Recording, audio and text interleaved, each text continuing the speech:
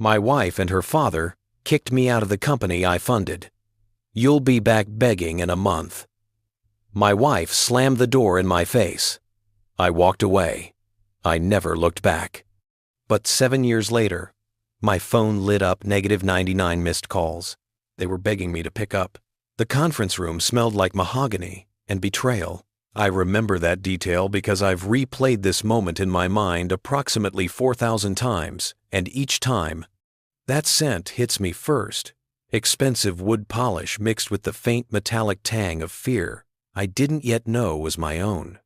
The November rain hammered against the floor-to-ceiling windows of the executive suite, each droplet a tiny fist demanding entry, and I sat at the head of the table where I'd sat for 7 years, watching my wife avoid my eyes. Her father, Richard Chen, cleared his throat. That sound, that particular rumble of manufactured authority used to make me straighten my spine, eager to please. Now it just made my stomach turn. "Nathan," he began, and I noticed he didn't say my last name, didn't say Nathan Brooks, the name that appeared on every founding document of Chen Dynamics, just Nathan. Like I was a child being called into the principal's office. "We've been reviewing the company's trajectory, and the board has made a decision." The board. I almost laughed. The board consisted of Richard, his brother-in-law Tom, his college roommate Stephen, and my wife Elena. 4 votes.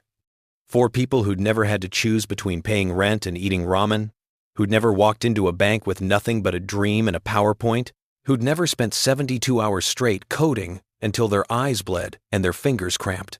I'd done all of that. I'd built Chen Dynamics from an idea scribbled on a napkin into a $40 million enterprise. But I'd made one catastrophic mistake. I'd fallen in love with the investor's daughter, and I'd been stupid enough to think love meant partnership. What decision? My voice came out steady. I was proud of that. Elena finally looked at me. Her eyes, those dark, beautiful eyes that had once looked at me like I hung the moon, were flat. Rehearsed. "We're restructuring," she said. "The company needs fresh leadership, someone with connections, someone who understands the corporate landscape better." "Someone who isn't me," I said. "Don't be dramatic." Richard cut in. "You'll receive a severance package, generous considering the circumstances, $50,000. That should hold you over until you find something else. $50,000. I'd put $300,000 into this company, every penny I'd saved, every dollar I'd borrowed, every cent I'd earned from freelance contracts while sleeping 4 hours a night. I'd mortgaged my future, my health, my relationships. I'd given up a 6-figure job at Google to build this dream, and they were offering me $50,000, like a tip, like severance for a mid-level manager they were politely letting go. "The intellectual property," I said carefully. "The patents, the algorithms I developed, belong to the company," Tom interrupted, speaking for the first time. He had a smug smile playing at his lips, the expression of a man who'd never created anything in his life but loved owning things other people built. "Company IP, it's all in the contracts." The contracts. The contracts Elena had asked me to sign 3 years ago, when her father had generously agreed to provide additional funding. The contracts I'd signed without reading thoroughly, because I was exhausted and in love and stupid enough to trust my wife. "You can't do this," I said, and I hated how the words came out not angry, not powerful, but pleading, desperate. I built this company. Every product we have, every system, every line of code that generates revenue, I created it. Me. Not you, Richard. Not you, Elena. Me. "You built it with Chen family money," Richard said coldly. "Money that could have been invested anywhere. Money that you would never have had access to without Elena, without this family. You should be grateful we're offering you anything at all." The rain intensified, turning from fists to hammers. Through the window, I could see the Seattle skyline beginning to blur, buildings becoming watercolor suggestions of themselves. I felt like I was dissolving, losing definition, becoming something unclear and powerless. "Elena." I turned to her, ignoring her father, ignoring the others. "Elena, Please. We built this together. You and me. Remember? Remember when we used to work until 3 in the morning, ordering terrible Chinese food and laughing about how we'd change the world? Remember when you believed in me? Something flickered across her face. Guilt, maybe, or memory. But it died as quickly as it appeared, smothered under something harder. That was a long time ago, Nathan. Before I understood how business actually works. Before I grew up. As if our partnership had been childish play. As if the years we'd spent building something from nothing had been a game we'd eventually have to put away. You're making a mistake, I said. And now the anger was starting to break through, hot and acidic in my throat. This company doesn't work without me. The new authentication system we're launching next quarter? I designed that. The client contracts we're negotiating? Those companies are working with us because they trust my vision. You think you can just plug someone else in and keep running? We'll manage, Richard said dismissively. Stephen's nephew has a degree from Stanford. He's very promising. Young, hungry, willing to learn. Young, hungry, willing to learn. Translation: cheap and easy to control. This is my life's work. I was standing now, though I didn't remember getting up. My hands were shaking. You can't just take it. It's not legal. I'll fight this. I'll get lawyers. You'll do nothing, Richard said, and his voice had turned to ice. Because if you try to fight us, Nathan, I will personally ensure that no tech company in this city, and hell, in this country will hire you. I have connections you can't imagine. I can make you unhireable with 3 phone calls, and that generous severance package, that goes away the moment you speak to a lawyer. You'll get nothing, not a penny. And good luck proving you're entitled to more when every document shows you as an employee, not a founder. The room went silent except for the rain. I looked at Elena again, searching for something, anything that looked like the woman I'd married. The woman who'd whispered "I love you" against my neck while we'd worked late, who'd celebrated our first major client by dancing around our tiny apartment, who'd promised we'd always be a team. She looked away. You have until end of business today to clear out your office, Tom said, checking his watch. Security will escort you out. We'll have the severance check ready by 5. Elena, I said one more time. Just her name. Just a plea. She stood up, smoothed her skirt, and walked out of the conference room without a word. I didn't pack my office. I couldn't. Instead, I sat in my chair, the chair I'd bought myself when the company finally turned profitable, the one that had supported my back through 10 to 1,000 hours of coding, and I stared at the wall where I'd hung my MIT diploma. My parents had been so proud when I'd gotten that acceptance letter. First person in our family to attend an Ivy League school. They'd worked 3 jobs between them to help with expenses, had gone without vacations and new cars and all the small luxuries parents dream of just to see me succeed. And I'd succeeded. I'd built something remarkable. I'd created jobs, generated revenue, solved problems that other companies couldn't solve. And now I was being erased. Sarah from HR appeared at my door at 4:47 p.m. She wouldn't look at me directly. Nathan, I'm sorry. I need to walk you out. I know. I stood up, left the diploma on the wall, and walked past her into the hallway. The office was too quiet. Usually at this time, there'd be developers arguing about code optimization, salespeople making calls, the general hum of a functioning company. But today, everyone had suddenly become very busy with very silent tasks. They all knew. Of course they knew. Gossip in a tech startup spreads faster than exploit code. I walked past the server room where I'd spent countless nights, past the break room where I'd celebrated birthdays and product launches, past the open plan area where I'd hired and trained and mentored a team that had trusted me to lead them somewhere meaningful. The elevator doors opened. Sarah pressed the button for the ground floor. We descended in silence. When we reached the lobby, she handed me a plain manila envelope. The check? She said quietly. And your final paperwork.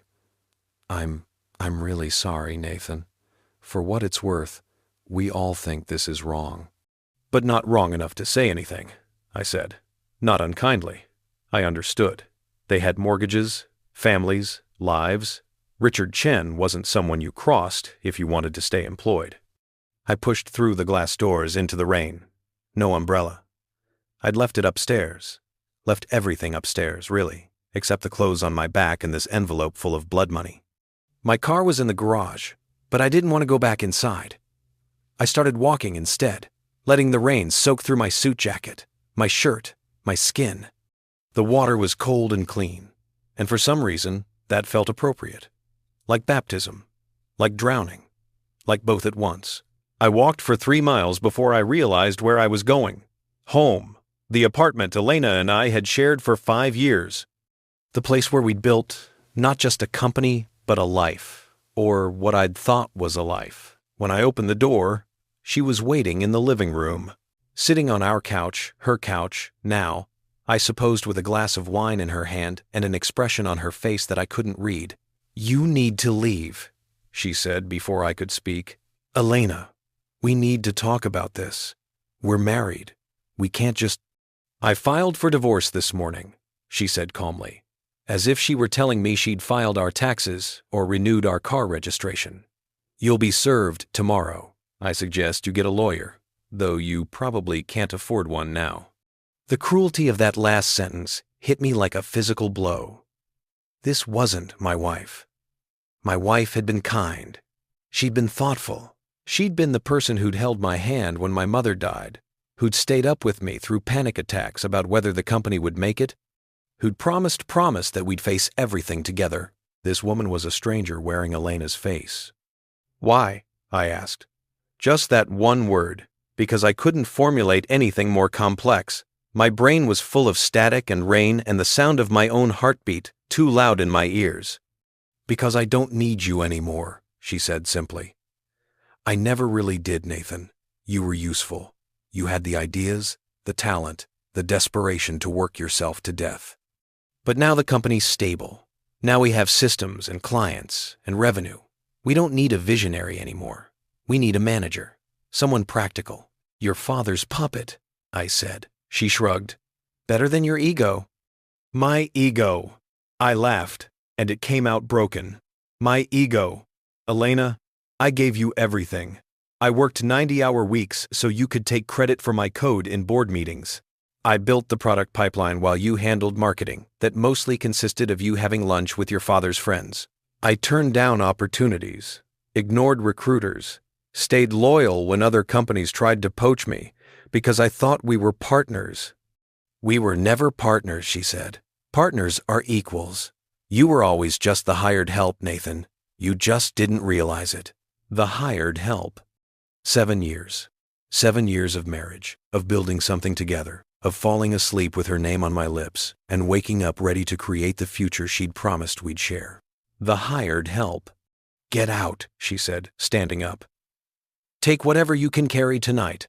I'll have the locks changed tomorrow." And, "Nathan?" She walked to the door and opened it, letting in the sound of rain and traffic and the entire cold, indifferent city. "Don't come back begging when that severance runs out.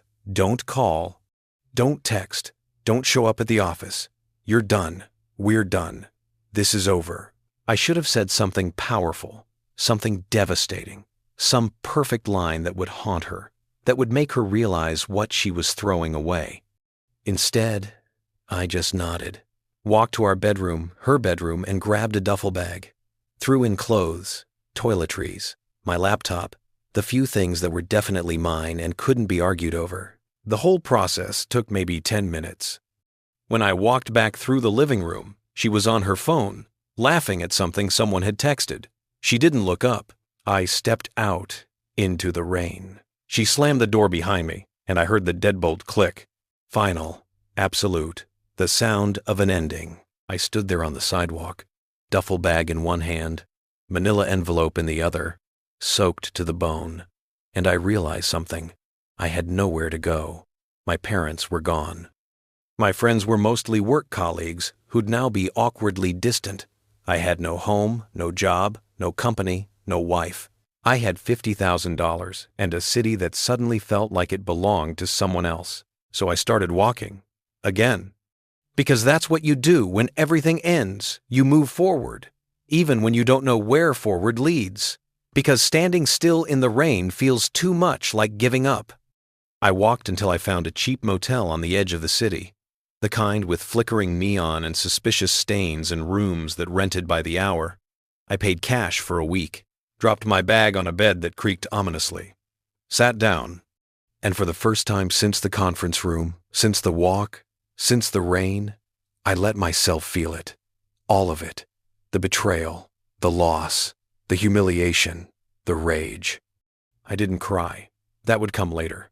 Instead, I made a promise to myself, spoken aloud to the empty room with its water-stained ceiling and the sound of sirens passing outside. I will never be powerless again. I didn't know how, didn't know what came next, but I knew this. Richard Chen had made a mistake. They all had.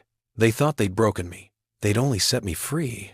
The motel room became my world for exactly 9 days. 9 days of staring at water stains that looked like maps of countries that didn't exist, of listening to arguments bleeding through paper-thin walls, of eating vending machine dinners, and wondering how a person's life could collapse so completely in a single afternoon. I kept the television on constantly, not watching it, just needing the noise, the illusion that I wasn't completely alone with the wreckage of everything I'd built. On the 10th day, I forced myself to leave. The city looked different now. Seattle had always felt like mine, the place where I'd arrived fresh out of MIT with dreams too big for my beat-up Honda, where I'd coded my first major application in a Capitol Hill coffee shop, where I'd proposed to Elena on a ferry crossing while the sun set over the Olympics. But now it felt hostile. Every building seemed to mock me. Every suited professional, walking past with their coffee and their purpose, reminded me of what I'd lost. I needed to find work. The severance wouldn't last forever, and sitting in that motel room feeling sorry for myself wasn't a plan, it was surrender. I started with the tech companies I knew, the ones where I had connections, where my reputation should have meant something. I sent carefully crafted emails to CTOs I'd met at conferences, to recruiters who'd once pursued me aggressively, to former colleagues who'd left Chen Dynamics for greener pastures. The responses, when they came at all, were variations on the same theme. Not hiring right now. Position filled internally. We'll keep your resume on file. The professional equivalent of, don't call us, we'll call you. After 2 weeks of rejection emails, I started to understand. Richard Chen had made good on his threat. Somehow, through whatever network of influence and old boy connections he commanded, he'd poisoned the well. I was radioactive, untouchable.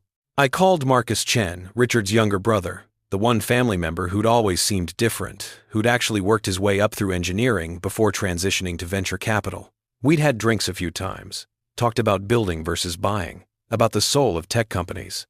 I'd thought we were friendly. He answered on the 4th ring. Nathan, I was wondering when you'd call. Marcus, I need advice. I'm applying everywhere and getting nowhere. Is Richard? Yes. Marcus cut me off. Not unkindly, but firmly. Yes, he is. Nathan, I'm going to be honest with you, because I like you, but I can't help you. My brother has convinced people you were unstable, that you threatened the company, that letting you go was a security decision. He's telling investors you tried to steal intellectual property. None of it's true, but truth doesn't matter when Richard Chen is the one talking. My hand tightened around the phone. That's defamation. That's business, Marcus said wearily. And fighting it would cost you lawyers you can't afford and years you don't have. My advice? Leave Seattle. Go somewhere Richard's reputation doesn't reach. Start over. Rebuild. You're talented enough to do it. Just give up? The words tasted like ash. Just let him win?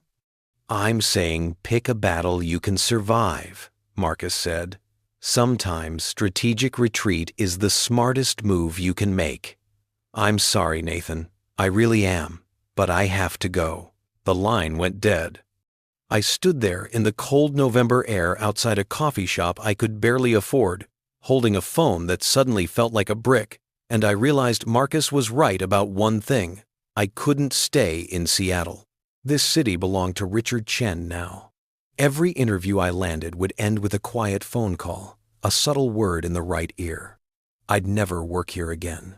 So I made a decision that felt both like cowardice and survival. I would leave. Not permanently. I couldn't let myself believe it was permanent, but long enough to regroup, to figure out my next move, somewhere I could breathe without choking on the ghost of everything I'd lost. I sold my car, the BMW I'd bought to celebrate our first $1 million in revenue.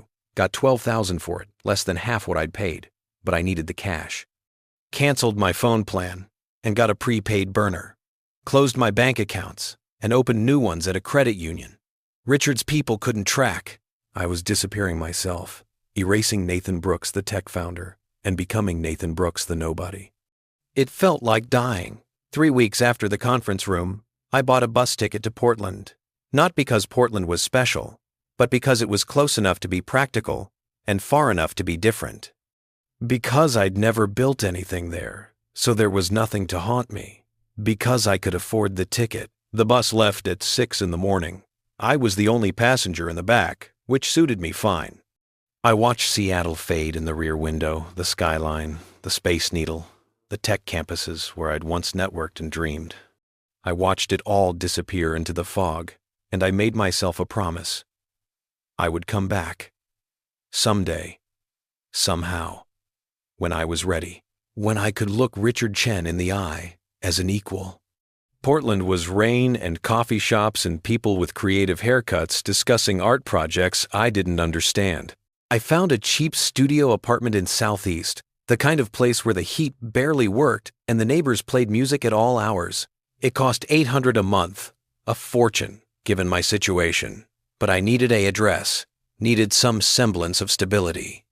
I registered for unemployment benefits, stood in line at the workforce center with people whose dreams had also collapsed, whose plans had also failed. The woman processing my claim had kind eyes and tired hands. She looked at my resume and frowned. "You're overqualified for most of what we have," she said gently. "With your background, you should be applying to senior positions." "I'm flexible," I said, which was a polite way of saying, "I'm desperate." She printed out a list of jobs: warehouse work, retail management, call center positions. Nothing that required my MIT degree, or my decade of coding experience, or any of the skills I'd spent my life developing. But they were jobs. They were money. They were survival. I took a position at a 24-hour call center handling tech support for a cable company. Graveyard shift, $10 an hour, helping people reset their modems and troubleshoot their television connections. The irony wasn't lost on me. I'd built enterprise authentication systems that protected millions of users, and now I was walking customers through unplugging their router and counting to 30. My coworkers were mostly people like me, educated, overqualified, drowning. There was Sarah, who'd been a paralegal before her firm downsized. Miguel, who'd taught high school English until budget cuts eliminated his position. Jennifer, who'd been a nurse before a back injury, ended her career. We were the army of the formerly successful, united by our dissent. We didn't talk much about our pasts. There was an unspoken agreement that who we'd been didn't matter, only who we were now, sitting in cubicles with our headsets on, our scripts memorized, our dignity checked at the door every night at 11 p.m. The work was soul-crushing. Not because it was hard, it wasn't, but because it was meaningless. Every problem I solved disappeared the moment I disconnected the call. There was no building, no creating, no sense that what I did mattered beyond the immediate. I was a human search engine, a biological, frequently asked questions page. But it was money. $300 a week after taxes. Enough to pay rent and eat cheaply, and not slip into complete poverty. I lived like a monk. No restaurants, no bars, no entertainment, except the library's free Wi-Fi. I bought groceries from discount stores. Rice, beans, eggs, whatever vegetables were on sale. I walked everywhere to save bus fare. I stopped buying coffee, just made it at home in a French press I found at Goodwill.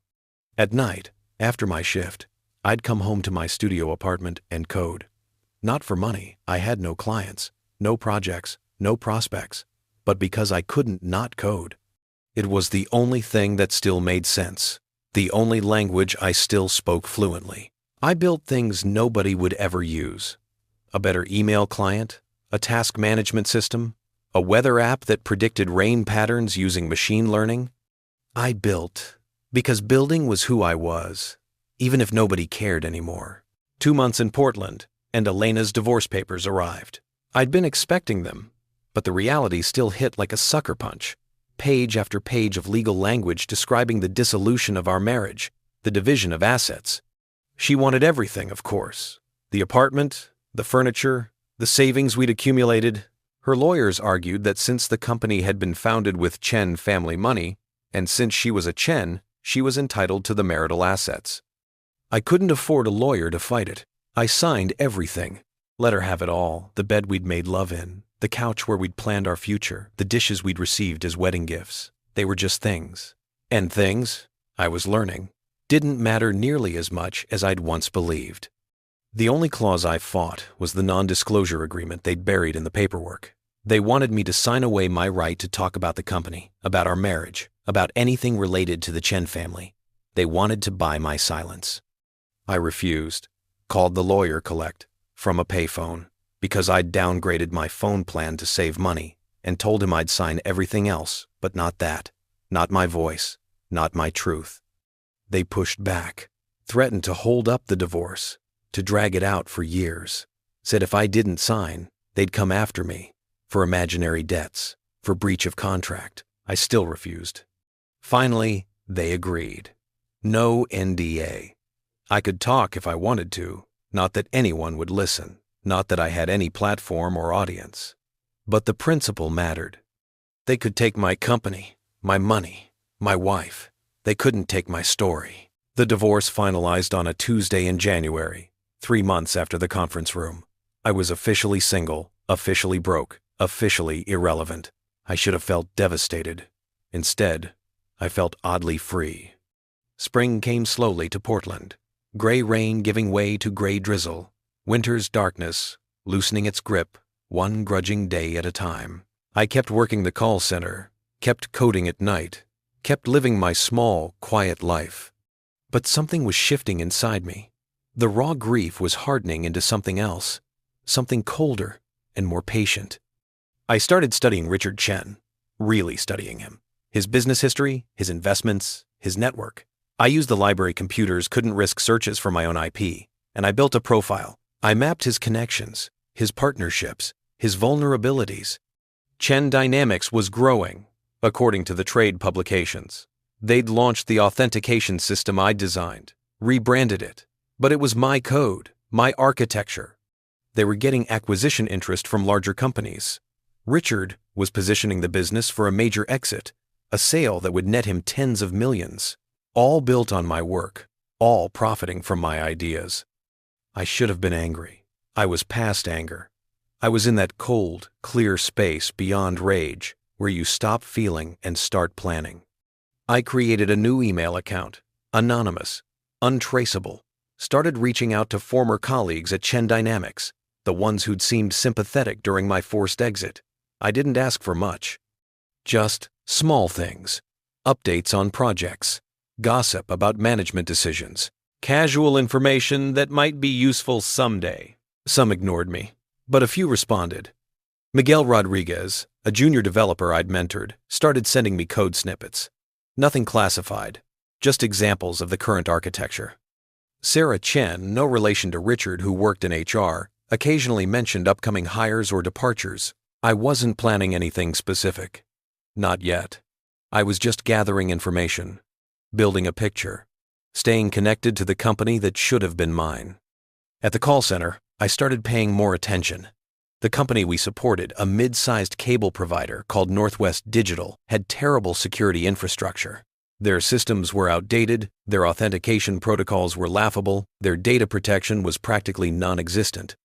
I mentioned it once to my supervisor, a burnt-out 40-year-old named Dave who'd stopped caring about anything years ago. "Not our problem," he said. "We just answer phones, Nathan. Let the IT department handle IT." But IT wasn't handling it. They were too busy, too understaffed, too focused on keeping the lights on to think about security. I could see the vulnerabilities clearly, the equivalent of leaving your front door open in a bad neighborhood. I wrote up a proposal, Spent 2 weeks of my free time creating a comprehensive security audit and remediation plan. Made it professional, detailed, impossible to ignore. I sent it to Northwest Digital's CTO with a simple cover letter. I'd noticed some issues while working support. Thought they might want to know. Happy to discuss further. I didn't expect anything. People don't take advice from call center workers. But I'd built something again. Solved a problem. Used my skills for something beyond walking people through router resets. That alone felt like progress. 3 weeks later, I got called into Dave's office. "Corporate wants to meet with you," he said, looking confused. "Something about a security proposal? Nathan, what did you do?" I might have suggested some improvements, I said carefully. "Improvements," Dave laughed, but not meanly. "Kid, you've been here 4 months. You handle calls. You don't redesign corporate infrastructure." "I used to redesign corporate infrastructure," I said quietly. "Before." He looked at me for a long moment, really looked at me, maybe for the first time, saw something beyond the call center drone. "Who were you before here?" he asked. "Someone different," I said. The meeting was the next Monday. Northwest Digital's CTO, a harried woman named Patricia Owens, and their head of IT security, a skeptical guy named James Park. They'd printed my proposal. It had highlighter marks and coffee stains, and the evidence of actual reading. "This is good work," Patricia said without preamble. "Really good work. How long have you been in our support center?" 4 months, I said. "And before that?" Here it was. The moment where I could tell the truth and risk Richard's poison spreading to Portland, or lie and lose credibility. I chose a middle path. "I founded a tech company in Seattle," I said. "Built enterprise authentication systems. Things didn't work out. I needed a fresh start." "Things didn't work out," James repeated. "That's vague. It's complicated," I said. "Were you fired for cause?" Patricia asked directly. "No, I was pushed out by investors who wanted different leadership.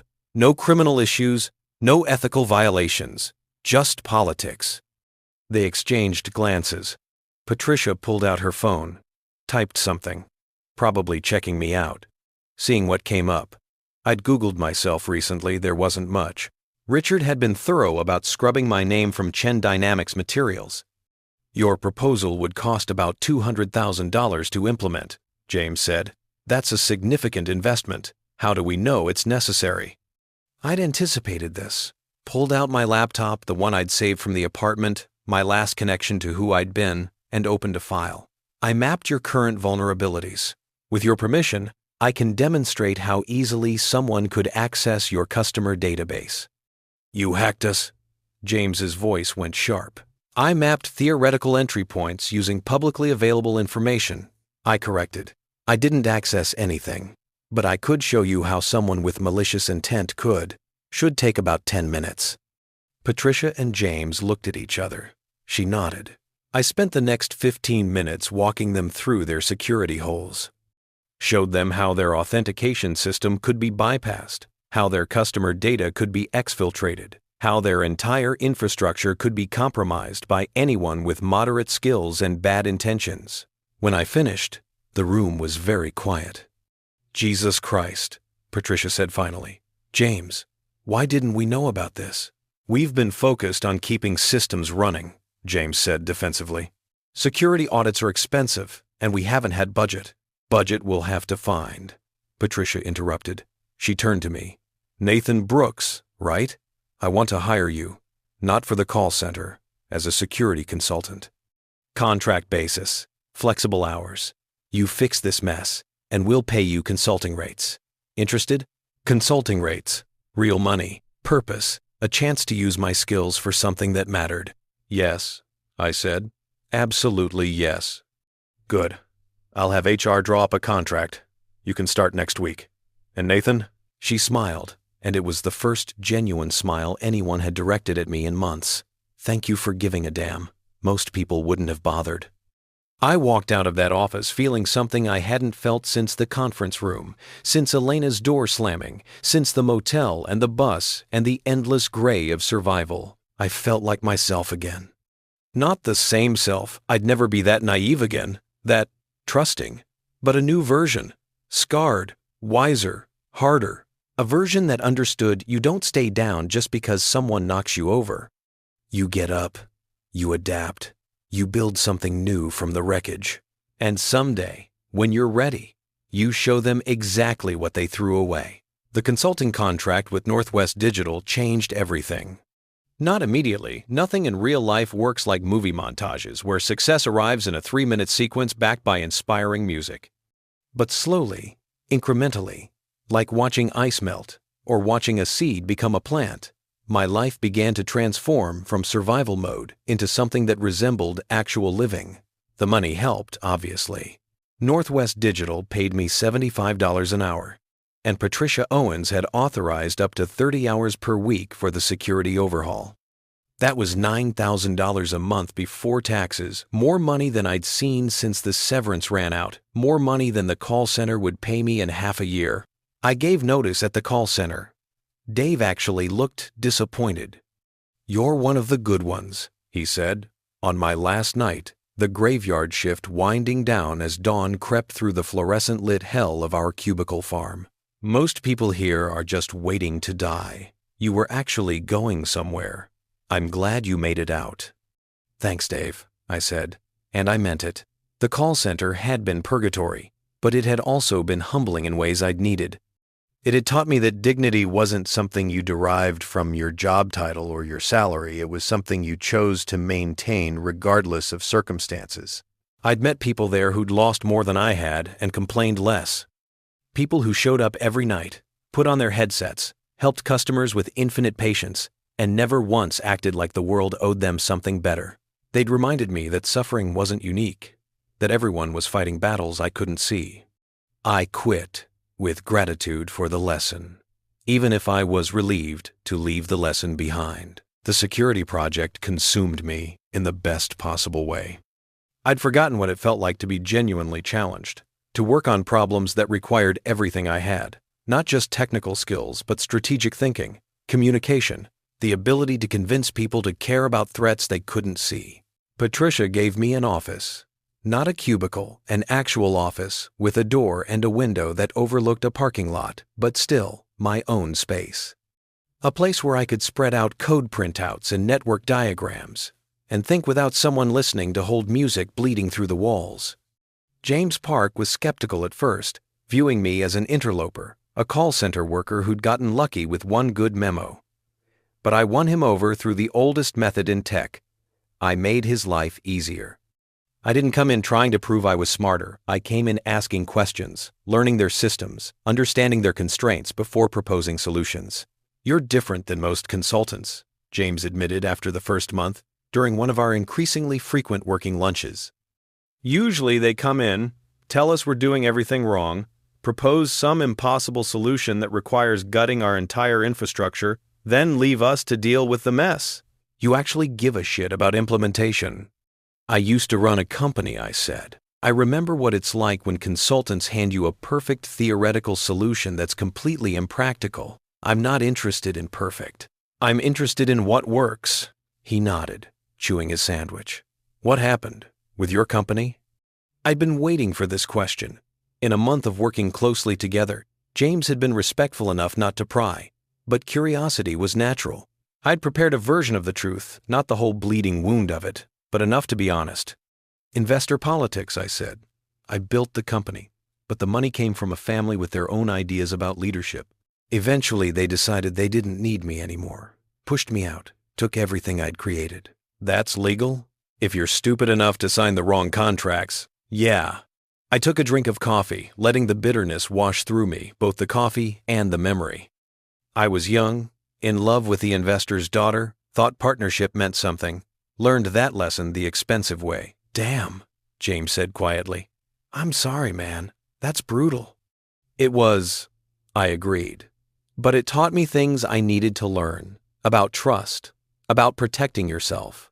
About not confusing business with family, even when family is in the business. James was quiet for a moment, then said something that surprised me. "Their loss, our gain. You're the best thing that's happened to our security infrastructure in years. Patricia's already talking about bringing you on permanently once the contract's done." permanently. The word hung in the air like a promise, like a possibility I hadn't let myself consider. A real job again. Not glory, not founding CEO of my own company, but honest work that mattered, that paid well, that used my skills. It wasn't what I'd had, but it was something I could build from. I moved out of the studio apartment into a one-bedroom in a better neighborhood. Not luxury, I was still being careful with money, still paranoid about the bottom falling out again, but decent.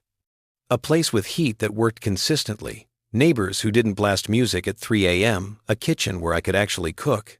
I bought real groceries. Spent an evening teaching myself to make pad thai from a YouTube video, standing in my kitchen with a wok I'd found at an estate sale, laughing at my own incompetence when I burned the first batch. But the second batch was edible, and the third was actually good, and there was something deeply satisfying about that progression, about learning, about getting better through practice and patience. I joined a climbing gym. My body had gotten soft during the call center, months too much sitting, too much stress, too much cheap food, and not enough movement. The climbing was humbling. I could barely make it up the beginner routes without my arms screaming. But like the pad thai, I got better, gradually, incrementally. There was a woman who climbed there regularly, always on the hardest routes, moving up the wall like gravity was a suggestion rather than a law. Dark hair and a ponytail, lean muscles, completely focused. I watched her sometimes, not in a creepy way, just in admiration of competence. She was good at something, and she knew it, and she didn't apologize for it. One evening, she caught me watching. "You climb?" she asked, rappelling down from a route I couldn't imagine attempting. "Trying to learn," I said. "Badly." She smiled. "Everyone's bad at first. You're better than you were last week, though. I've noticed." "You've noticed me?" I tried to make it sound casual, not pathetically hopeful. "I notice most regulars," she said, "especially ones who keep showing up even though they're struggling. That's how you know who's serious. I'm Rachel. Nathan." We shook hands. Her grip was stronger than mine, which was both embarrassing and somehow attractive. We talked for 20 minutes about climbing, about technique, about the mental game of trusting your body on holds that seem impossible. She was a physical therapist, she told me, used climbing as both exercise and as a way to understand body mechanics. "What do you do?" she asked. "Security consultant," I said. "Cybersecurity. I help companies protect their data." It felt good to say that. Not, "I'm between jobs," or "I'm rebuilding," or any of the hedging phrases I'd been using. Just a straightforward description of what I did, what I was. "Sounds interesting," Rachel said, "and timely. Everyone's worried about hackers these days." "They should be," I said. "Most companies' security is held together with duct tape and hope." She laughed, a real laugh, not polite. I like that. Duct tape and hope. That's how a lot of people treat their bodies too. Wonder why I have job security. We talked until the gym announced closing. She gave me her number.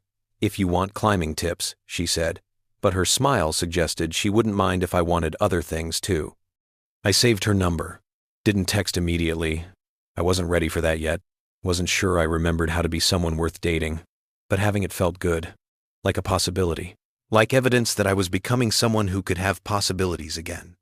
6 months into the Northwest Digital contract, Patricia called me into her office. I went with mild anxiety, old trauma from the conference room, from being summoned to receive bad news. But her expression was pleased, not grim. "The board approved the security expansion," she said without preamble. "Full implementation, 3-year timeline, budget of $1.2 million, and they approved a senior position to oversee it.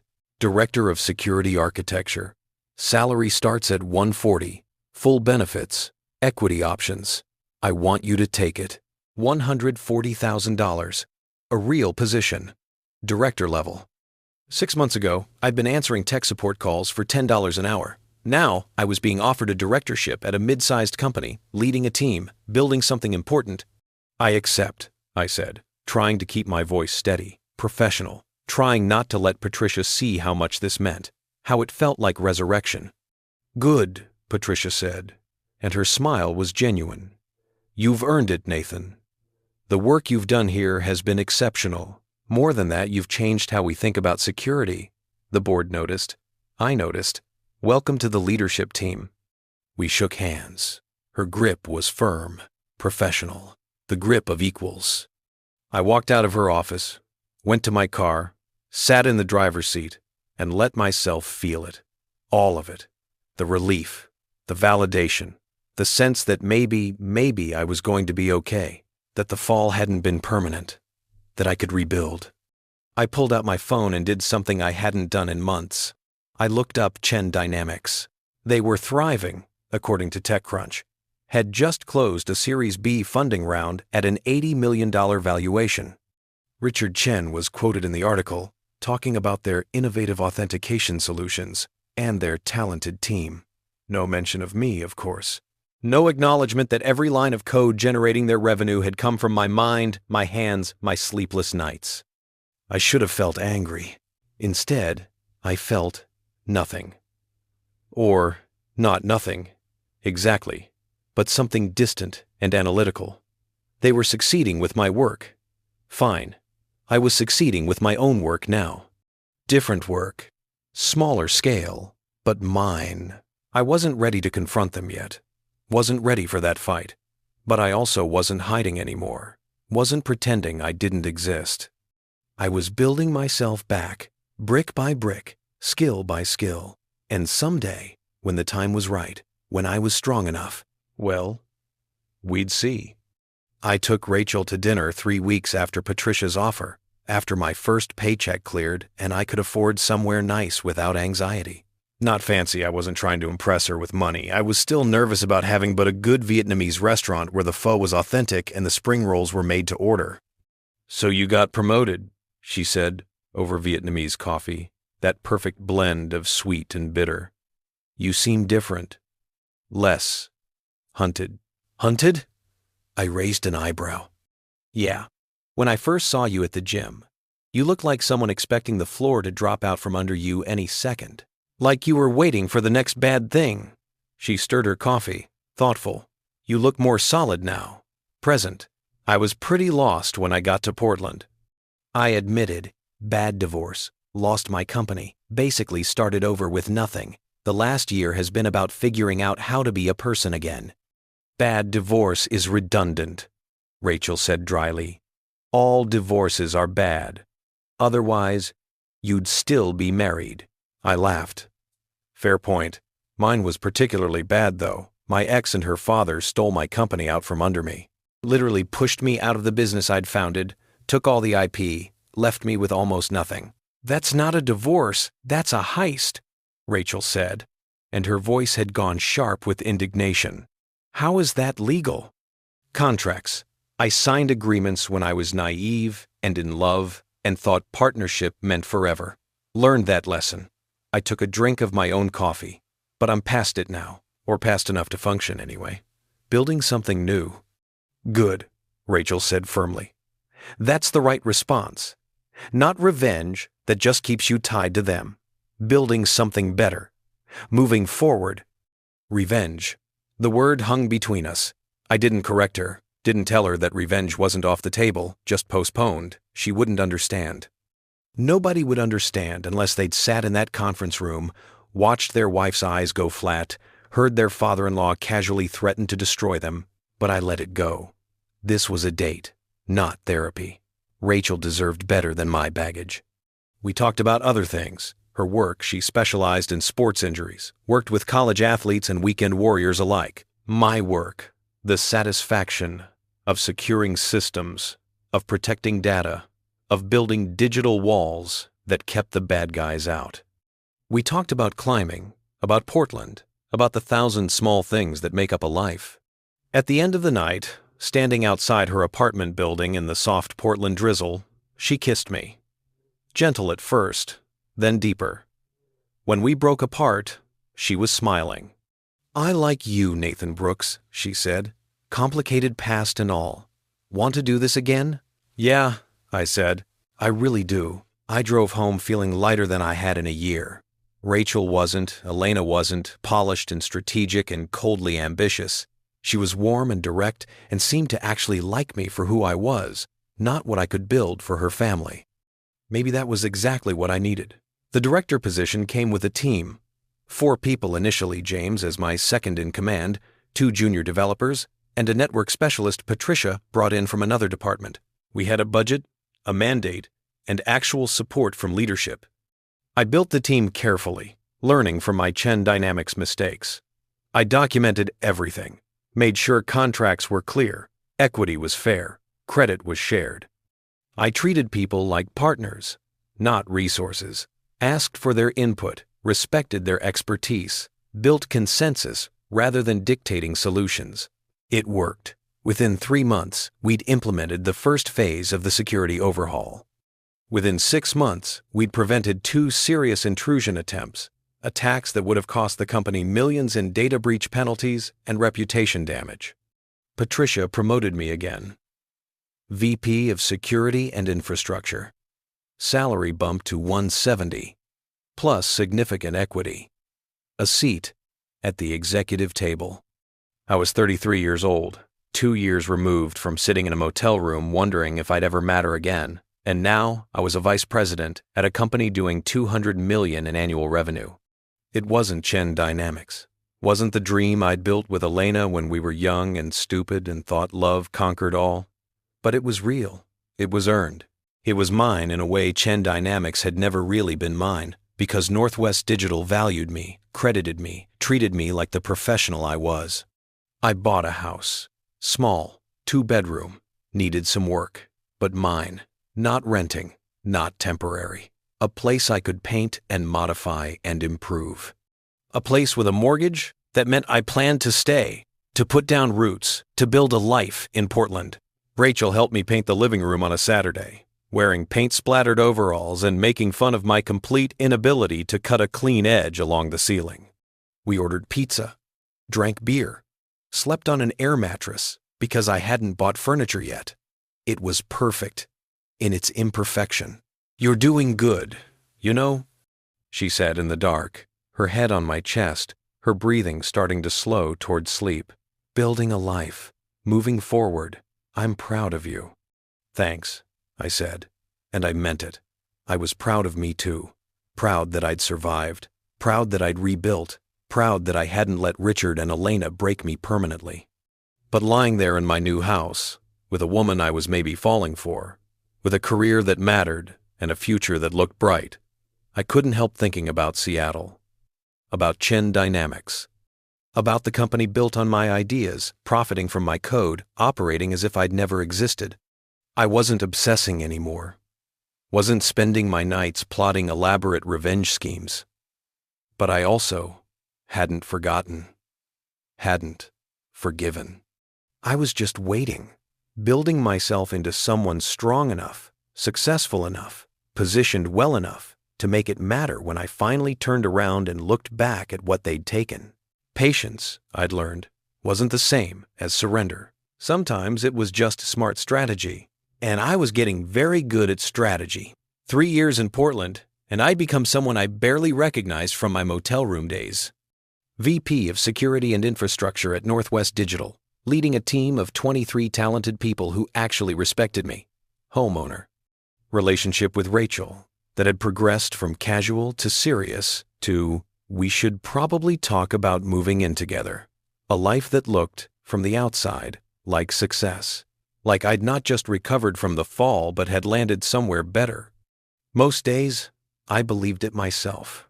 But there were other days when I'd see a Tesla with Washington plates, or hear someone mention Seattle, or catch a glimpse of a woman with dark hair styled like Elena used to wear hers when the old wound would throb. Not constantly anymore, not the way it had in those first terrible months, but enough to remind me that some things don't heal cleanly, they just scar over.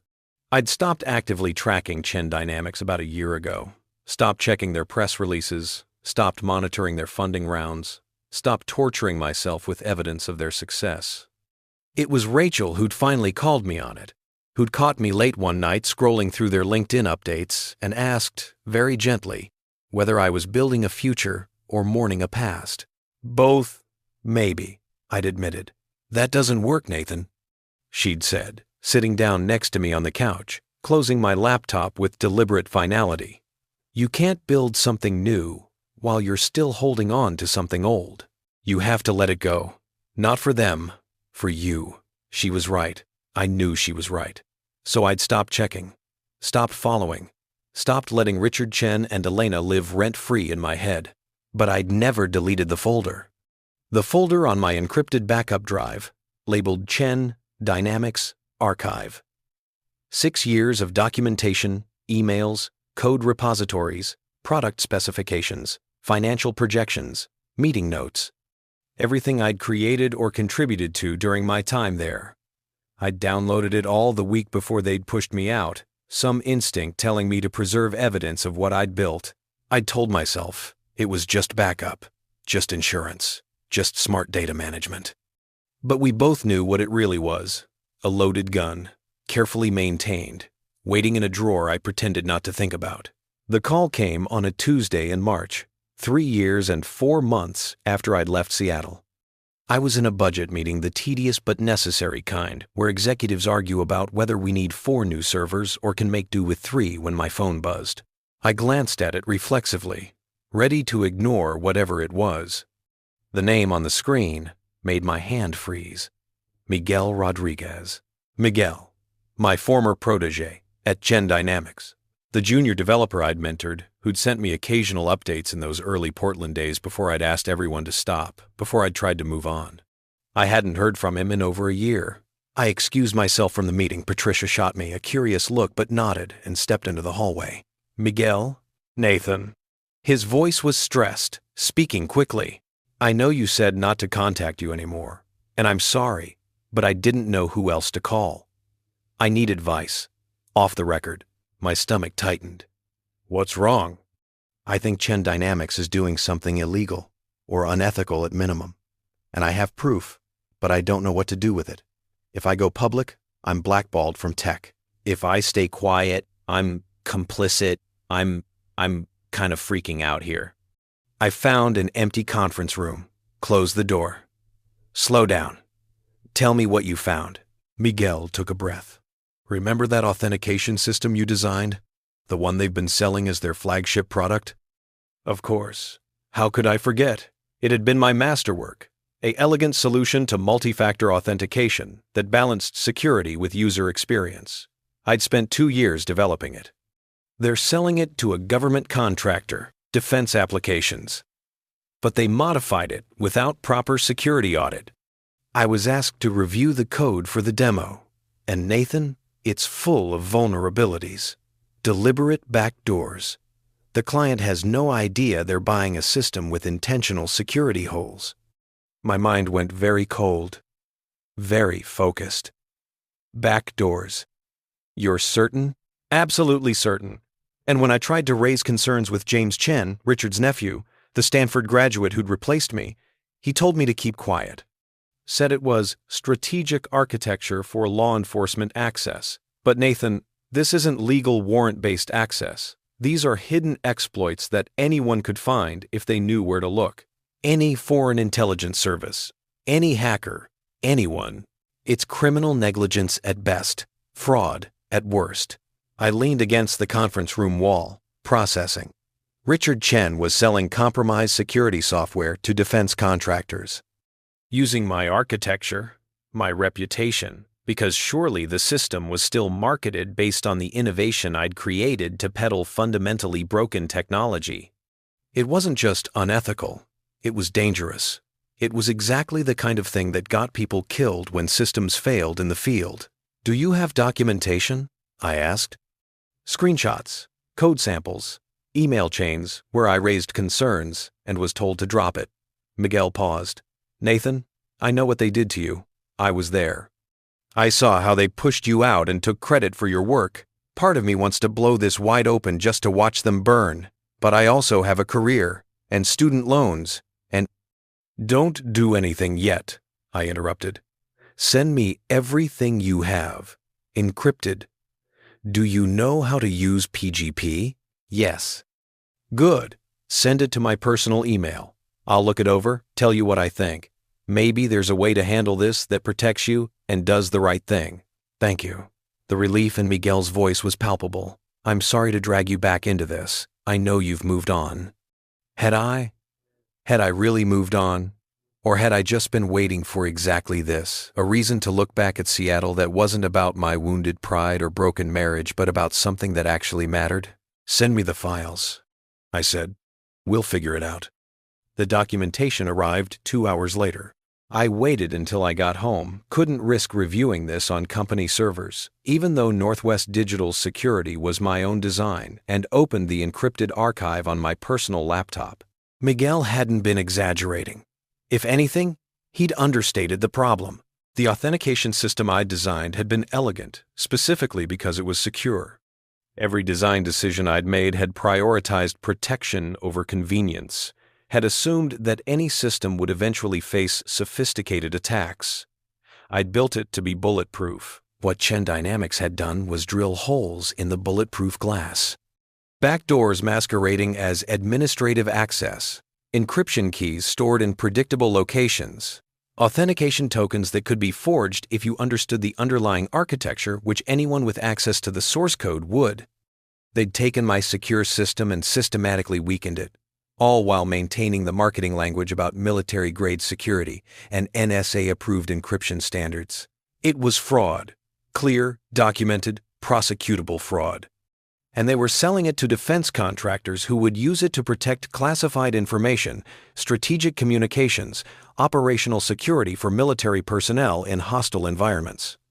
People could die because Richard Chen wanted to maintain law enforcement access that bypassed legal oversight. I sat at my kitchen table, staring at the code samples, feeling something ignite in my chest that I'd thought I'd extinguished. Not personal anger, though there was certainly that. Something colder, more focused, a sense of absolute moral clarity. Rachel came home around 7, found me still sitting there with my laptop and 3 empty coffee cups. Nathan, you okay? You look intense. Someone from my old company reached out, I said carefully. They're doing something unethical. Dangerous, actually. I'm trying to figure out what to do about it. She set down her bag, came over, looked at my screen, though the code wouldn't mean anything to her. What kind of dangerous? They're selling security software with deliberate vulnerabilities to government contractors, defense applications. They're lying about the security level and putting people at risk for profit. Rachel was quiet for a moment. That's not just unethical, that's criminal. Yeah. Quote, so what are you going to do? That was the question, wasn't it? What was I going to do? I could report it to the appropriate authorities, the FBI, the FTC, whatever government agency handled defense contractor fraud. I could tip off the media, let journalists expose it. I could warn the purchasing companies directly. All of those options would work. All of them would probably stop Chen Dynamics from completing this particular deal. But none of them would actually destroy the company. None of them would make Richard Chen feel what I'd felt sitting in that conference room watching everything I'd built get taken away. I don't know yet, I said honestly, but I need to do something. I can't just sit on this. Rachel pulled out a chair, sat down across from me, her physical therapist hands folded on the table, steady and practical. Before you decide, I need to ask you something. Is this about stopping something dangerous, or is this about revenge? Thanks for watching. Both. I admitted. It's both, Rachel. They're doing something that could get people hurt, and that's genuinely horrifying. But yeah, part of me is also thinking that this is karma. That this is what Richard Chen deserves for what he did to me. Okay, she didn't flinch, didn't judge, just nodded. As long as you're honest about it. My concern is that if you go after them for revenge, you might make decisions that hurt you more than them. But if you're stopping something genuinely dangerous, and revenge is just a side benefit. She shrugged. Then, maybe that's okay. Maybe that's justice, not just vengeance. You're very wise, I said. I'm a physical therapist. I spend all day watching people hurt themselves by overcompensating for old injuries. She reached across the table, took my hand. Just make sure, whatever you do, you're moving forward, not backward, that you're protecting yourself while you're exposing them. She was right. Of course she was right. If I went after Chen Dynamics, I needed to do it smart. Needed to protect myself legally, professionally, personally. Couldn't let my anger make me stupid. I needed a strategy, a plan that would work. And I was very good at strategy now. I spent the next week building a case. Not emotionally, coldly, methodically, like an investigator, assembling evidence for prosecution. I compiled Miguel's documentation with my own archived materials. Cross-referenced the modified code with my original designs, creating a clear trail showing what I'd built versus what Chen Dynamics was selling. I documented the security vulnerabilities in technical language that experts would understand and summarized them in plain language that journalists could explain. I researched the defense contractors who were considering the purchase, found contact information for their security officers, their procurement departments, prepared briefing documents that would make the risks crystal clear. And I researched the legal framework. Defense contractor fraud fell under the False Claims Act, which included whistleblower protections and significant penalties, triple damages plus additional fines. If prosecuted successfully, Chen Dynamics could face tens of millions in penalties. More importantly, Richard Chen personally could face criminal charges. That thought shouldn't have brought me as much satisfaction as it did. But I was past pretending to be a better person than I was. Richard had threatened to destroy me, had stolen my company, had poisoned my reputation. If exposing his fraud happened to destroy him in return, well, that's what we call consequences. I called a lawyer. Not in Portland. I needed someone with no connections to Northwest Digital, someone who specialized in whistleblower cases and corporate fraud. I found a firm in San Francisco with an impressive track record and a senior partner named Catherine Walsh who agreed to a consultation. "This is substantial," Catherine said after reviewing my documentation. "Very substantial. The evidence is clear. The fraud is demonstrable. The potential harm is significant. Any prosecutor would love this case. So I should go to the FBI?" "Eventually. But first, we need to protect you and your source. The False Claims Act allows for qui tam lawsuits private individuals can sue on behalf of the government. If successful, you'd receive a percentage of any recovery. Given the scope of this fraud, that could be significant money." "I don't care about the money," I said, which was mostly true. I was doing fine at Northwest Digital. "I care about stopping them." "Understood. But the qui tam framework also provides strong whistleblower protections. It's harder for them to retaliate if you're a plaintiff in a federal case. And it gives you more control over the process." Catherine paused. "Mr. Brooks, I need to ask, what's your history with this company? You clearly have deep knowledge of their systems." So I told her all of it. The founding, the betrayal, the divorce, the threats, the 3 years of rebuilding, the folder I'd kept, just in case. When I finished, Catherine was quiet for a moment. "That's a hell of a story." "Yeah. And it makes you both the perfect witness and a potentially problematic one. Defense will argue you have a vendetta, that this is about revenge rather than legitimate whistleblowing." "It's both," I said, echoing what I'd told Rachel.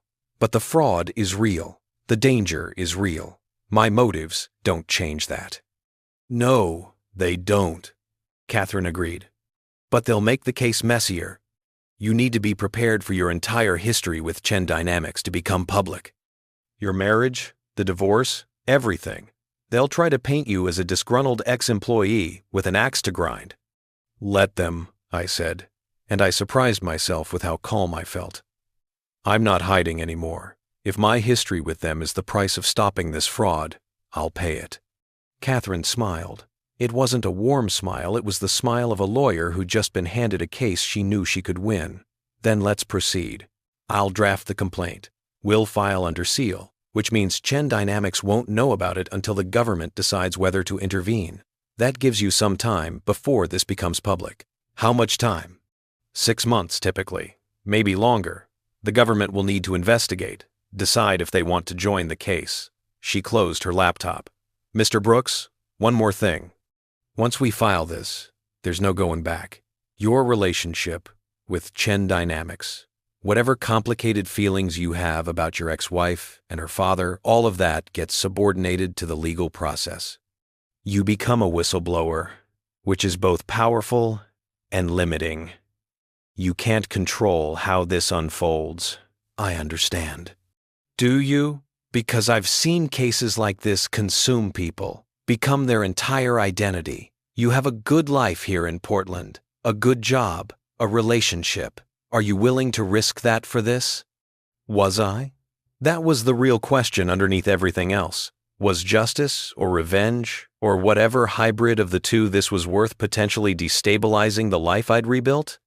I thought about the code samples Miguel had sent, about defense contractors trusting security systems that were deliberately compromised, about military personnel who might die because encrypted communications were vulnerable to exploitation. I thought about Richard Chen sitting in board meetings, calculating profit margins, not caring about the consequences of his fraud because consequences were things that happened to other people. And I thought about myself in that conference room 3 years ago, powerless and betrayed, believing I'd never matter again. Yes, I said.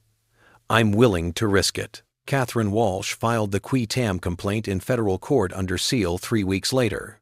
I was officially a relator, the legal term for a private citizen suing on behalf of the government. Miguel was protected as a confidential witness. The documentation was comprehensive, damning, and legally sound. And then we waited. The government had 60 days to decide whether to intervene, though that deadline could be extended. During that time, federal investigators would review the evidence, interview witnesses, decide if they wanted to join the case or let me proceed alone. I went back to my normal life, or tried to. Went to work, led my team, attended meetings, came home to Rachel, cooked dinner, went climbing on weekends. Pretended everything was normal, while knowing that somewhere in Washington, D.C., government lawyers were building a case that would eventually explode my past into my present. Rachel knew something was happening. I'd told her I'd filed a whistleblower complaint, but I'd kept the details vague. Partly for legal reasons, partly because I didn't want her caught up in whatever came next. You seem distracted, she said one night, 2 months after filing. We were in bed, her reading a novel, me staring at the ceiling, pretending to be relaxed. Sorry, work stuff. Nathan, she put down her book. I know you're dealing with the whistleblower thing, and I'm not asking you to tell me details you can't share. But I need to know. Is this going to blow up our life? Should I be preparing for something? Gotta die. Including, with my note and die, Redditime, including dime, including dime, including dime, including dime, including dime. I rolled over to face her. Honestly, I don't know. Maybe. There's a chance this becomes very public, very messy. A chance my history with my ex-wife and her father becomes tabloid fodder. If that happens, there might be reporters, questions, attention neither of us want. Okay. She was processing, her practical mind working through scenarios. And you think it's worth it? I think some things are worth disruption, worth fighting for, even if fighting is uncomfortable. Rachel studied my face in the dim light from her reading lamp. Just promise me one thing. Promise that you're doing this because it's right, not because you're still trying to prove something to people who don't deserve your energy. I promise, I said, and I meant it. Mostly because the truth was complicated. The truth was that stopping dangerous fraud was right, and exposing Richard Chen was satisfying, and proving I wasn't as powerless as he'd made me feel mattered more than I wanted to admit. But Rachel didn't need to know all of that. Sometimes love means protecting people from the uglier parts of your truth. She kissed me, turned off the light, and settled into sleep. I lay awake for hours, wondering if I'd made the right choice. Wondering if, when this was over, I'd have anything left to come back to. The call from Catherine Walsh came on a Friday afternoon in June, 4 months after we'd filed the complaint. I was in my office reviewing infrastructure proposals when my personal phone buzzed the number I'd given only to Rachel, my lawyer, and a handful of people I actually trusted. Catherine's name on the screen sent my pulse racing even before I answered. "Nathan, the DOJ is intervening," she said without preamble. "They're joining the case. Full investigation, criminal and civil components. This is the best possible outcome." I closed my office door, sat down heavily. When does this become public? Soon. The court will unseal the complaint within the next few weeks. Once that happens, Chen Dynamics will be notified, and all hell breaks loose. You need to prepare yourself. Prepare, Rachel. This is going to get intense. Intense. What a delicate word for watching your past explode into your present like a bomb you'd carefully buried and then deliberately triggered. What do I need to do? Be available for interviews with federal investigators. They'll want to depose you, probably multiple times. Be prepared for Chen Dynamics lawyers to come after you. They'll claim this is a vendetta, that you're an unreliable witness with an agenda. And Nathan? Her voice softened slightly. Be prepared for media attention. This is a sexy story betrayed founder exposes fraud at his ex-wife's company. The tech blogs are going to eat this alive. After we hung up, I sat in my office for 20 minutes, just breathing. This was what I'd wanted, what I'd chosen.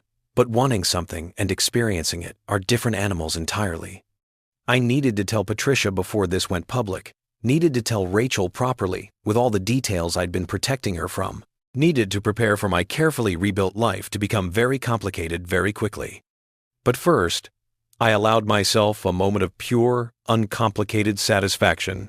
Richard Chen was about to learn that the person he dismissed as powerless had been gathering evidence, that the company he'd stolen had been built on someone else's brilliance, that consequences, delayed, still arrive. I pulled out my phone and sent Miguel a simple encrypted message. The DOJ is in. Thank you for your courage. His response came 30 seconds later. Thank you for knowing what to do with it. I told Patricia that evening, asking for a meeting after most of the staff had left. She listened without interrupting as I explained the situation, my history with Chen Dynamics, the whistleblower complaint, the impending DOJ investigation, and media attention. When I finished, she was quiet for a long moment, her executive face unreadable. Jesus, Nathan, she finally said. That's one hell of a backstory. I know. I should have told you earlier. You were protecting yourself, Patricia interrupted. I get it. You came here to rebuild, not to be defined by what happened before. But now it's going to become very public, and Northwest Digital is going to be associated with your name.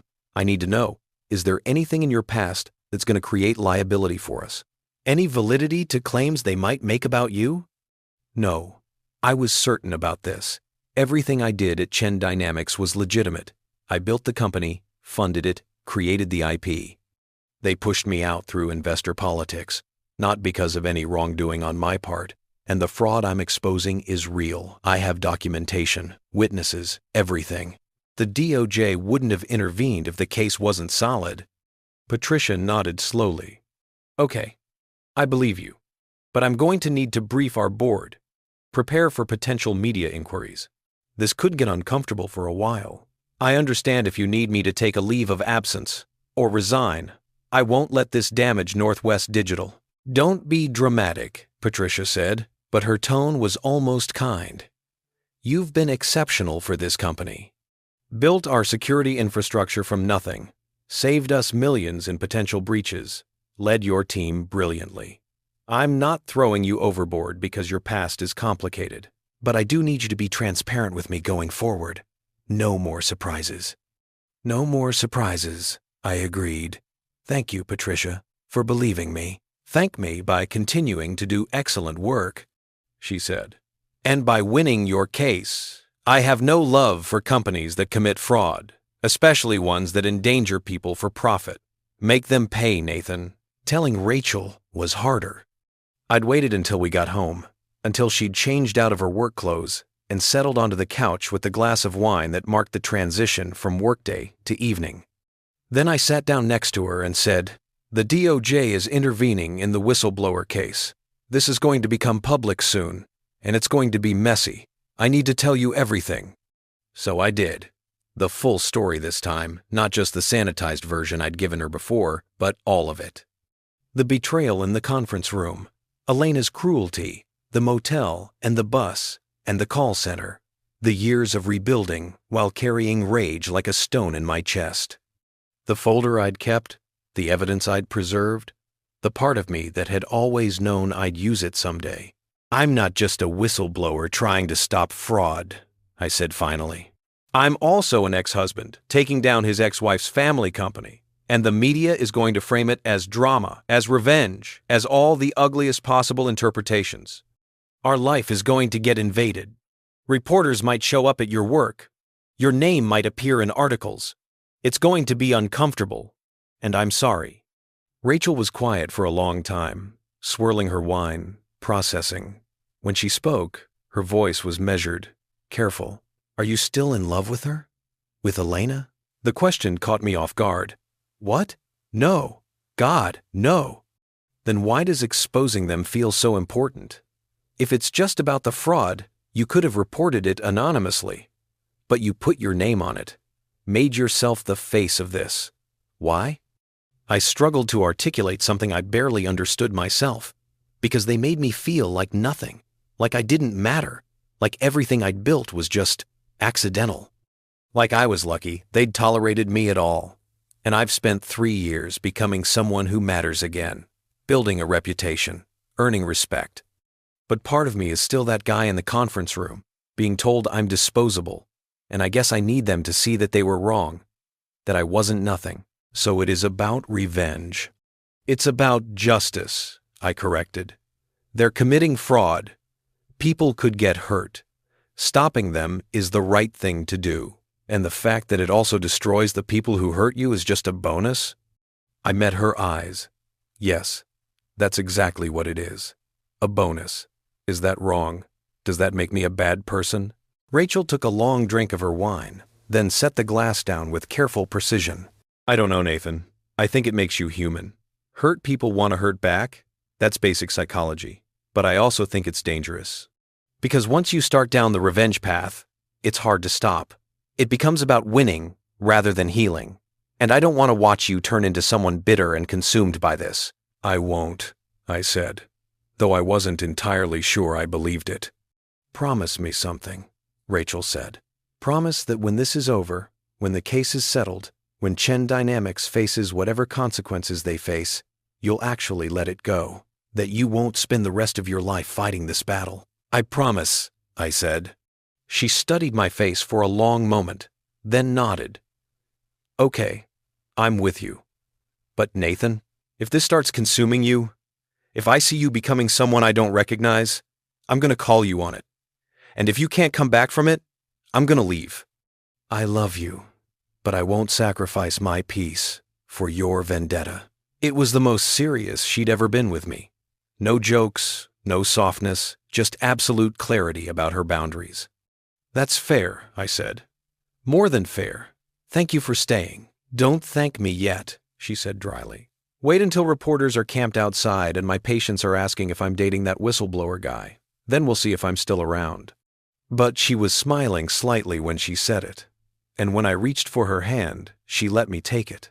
The complaint unsealed on a Tuesday in July. Catherine had warned me it was coming. But nothing quite prepares you for seeing your life summarized in federal court documents available to anyone with an internet connection. The complaint was 63 pages of carefully constructed legal arguments, backed by exhibits that included code samples, email chains, financial records, and my own sworn testimony about Chen Dynamics' fraud. TechCrunch published the story within an hour. Chen Dynamics faces federal fraud investigation over compromised security software. By evening, every major tech publication had picked it up. The headlines varied, but the narrative was consistent. Prominent Seattle startup accused of selling deliberately vulnerable security systems to defense contractors, exposed by its own founder in a whistleblower lawsuit. Some publications handled it straight, just the facts of the fraud, the DOJ intervention, the potential consequences. Others went for the drama. Bitter divorce leads to corporate fraud exposure. Tech founder takes down ex-wife's family company. When business and romance collide. The Chen Dynamics scandal. My phone exploded. Reporters requesting interviews. former colleagues reaching out, people I hadn't spoken to in years, suddenly very interested in my story. I ignored most of it, referring everyone to Catherine's office. But I couldn't ignore the message from Elena. It came via email, sent to an address I'd thought she didn't know, though of course she'd kept track of me. The subject line was empty. The message was 3 sentences. "You're making a mistake. This will destroy you more than us. Stop now while you still can." No signature. No "Dear Nathan." Just a threat, dressed up as advice. I stared at it for 5 minutes, composing and deleting responses. Finally, I wrote back a single line. "I've already been destroyed. This is what rebuilding looks like." I hit send before I could second-guess it, then blocked her email address. Whatever conversation we might once have had was over. We were adversaries now, opposing parties in federal litigation. She'd made that choice in the conference room 3 years ago. I was just finally accepting it.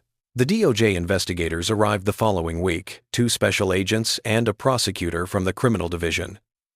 They set up in Catherine's San Francisco office, and I flew down to meet them. Special Agent Rebecca Torres was a woman in her 40s, with sharp eyes and the kind of exhausted competence that comes from seeing too many people lie badly. Her partner, Agent Marcus Kim, was younger, taking meticulous notes while Torres asked questions. The prosecutor, James Mitchell, mostly listened, occasionally jumping in with technical questions about the authentication system and how the vulnerabilities had been introduced. They interviewed me for 6 hours the first day, taking me through every detail of Chen Dynamics' founding, my relationship with Elena and Richard, the technical specifications of my original designs, and how they'd been compromised. I'd brought printouts of everything, my original code, the modified versions Miguel had provided, side-by-side comparisons highlighting the deliberate weaknesses. "This is remarkably thorough," Mitchell said, reviewing the documentation. "You've essentially done our technical analysis for us." "I've had 3 years to think about this," I said, "and I'm very good at documentation." "Why keep all of this?" Torres asked. "You left the company, got divorced, moved to Portland. Why maintain an archive of everything you'd built?" It was the question I'd been expecting, the one that would determine whether they saw me as a legitimate whistleblower or a vengeful ex. "Insurance," I said honestly. "When I left, I knew Richard Chen would try to erase me from the company's history. I knew they'd claim all the IP as theirs, present my work as if they'd created it. I wanted evidence of what I'd actually built, just in case I ever needed to prove my contributions." "And the timing of this complaint?" Torres pressed. 3 years after leaving? Why now? Because I didn't know about the fraud until Miguel contacted me 4 months ago. Before that, I thought they were just running the company badly and taking credit for my work. Unethical, but not illegal. When I learned they were selling compromised security software to defense contractors, that crossed a line. That's not about pride or revenge. That's about people getting hurt. Torres and Kim exchanged glances. Mitchell made a note. "Let's talk about your relationship with Elena Chen," Torres said. "You were married for 7 years?" "Yes. And the divorce was contentious? That's putting it mildly. She and her father pushed me out of the company, offered me inadequate severance, then immediately filed for divorce. I lost everything, my business, my marriage, my savings. She was pretty clear that I'd been useful while they needed my technical skills. But once the company was stable, I was disposable." "That must have made you angry," Torres observed. "It did. It does. I'm not going to pretend otherwise." I leaned forward, meeting her eyes. "But my anger doesn't change the facts of the fraud. The vulnerabilities in that code are real. The danger to national security is real. You can question my motives all you want, but the evidence speaks for itself." Mitchell spoke up. "Mr. Brooks, we're not questioning the validity of your claims. The technical evidence is solid, and Miguel Rodriguez's testimony corroborates everything. But we need to understand the full context, because Chen Dynamics' defense attorneys are going to paint you as a disgruntled ex-husband on a revenge mission. We need to be prepared for that narrative." "I understand," I said. "And honestly, there's some truth to it. I am a disgruntled ex-husband. I do want to see Richard Chen face consequences for what he did to me. But that doesn't make the fraud less real. It just makes me a complicated witness. Torres actually smiled at that. Complicated witnesses are my specialty. As long as you're honest about the complication, we can work with it. We broke for lunch, then spent the afternoon on technical details, walking through the authentication system's architecture, explaining how the back doors worked, identifying exactly how Chen Dynamics had compromised the security. This part was easier, more comfortable. I was in my element, explaining code and security principles, demonstrating how elegant solutions had been deliberately corrupted. By the end of the day, I was exhausted, but oddly satisfied. The investigators had been thorough but fair, skeptical but not dismissive. They were taking this seriously. As we wrapped up, Mitchell pulled me aside. Off the record? I think you did the right thing here.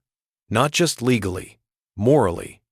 Companies shouldn't be able to defraud the government and endanger national security just because they have powerful lawyers and political connections. Good whistleblowers are rare. Most people just look away. Thank you, I said. That means something. Don't thank me yet, he said, echoing Rachel's words. The next 6 months are going to be brutal. Chen Dynamics has deep pockets and a lot to lose. They're going to come after you hard.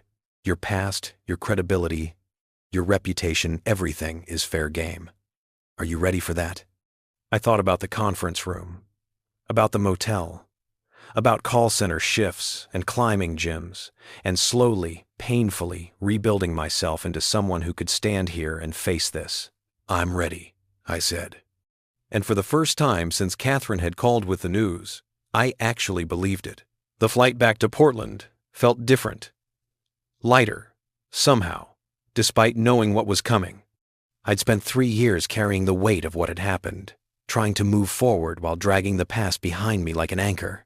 Now, the past was out in the open, public, official, no longer a private wound, but a federal case with investigators and lawyers and consequences. It should have felt more frightening. Instead, it felt like exhaling after holding your breath for too long. Rachel picked me up from the airport. Didn't ask how it went, just took my hand as we walked to the car. We drove home in comfortable silence, and only when we were inside, door closed against the world, did she speak. You look different, she said. More settled. I feel different, I admitted.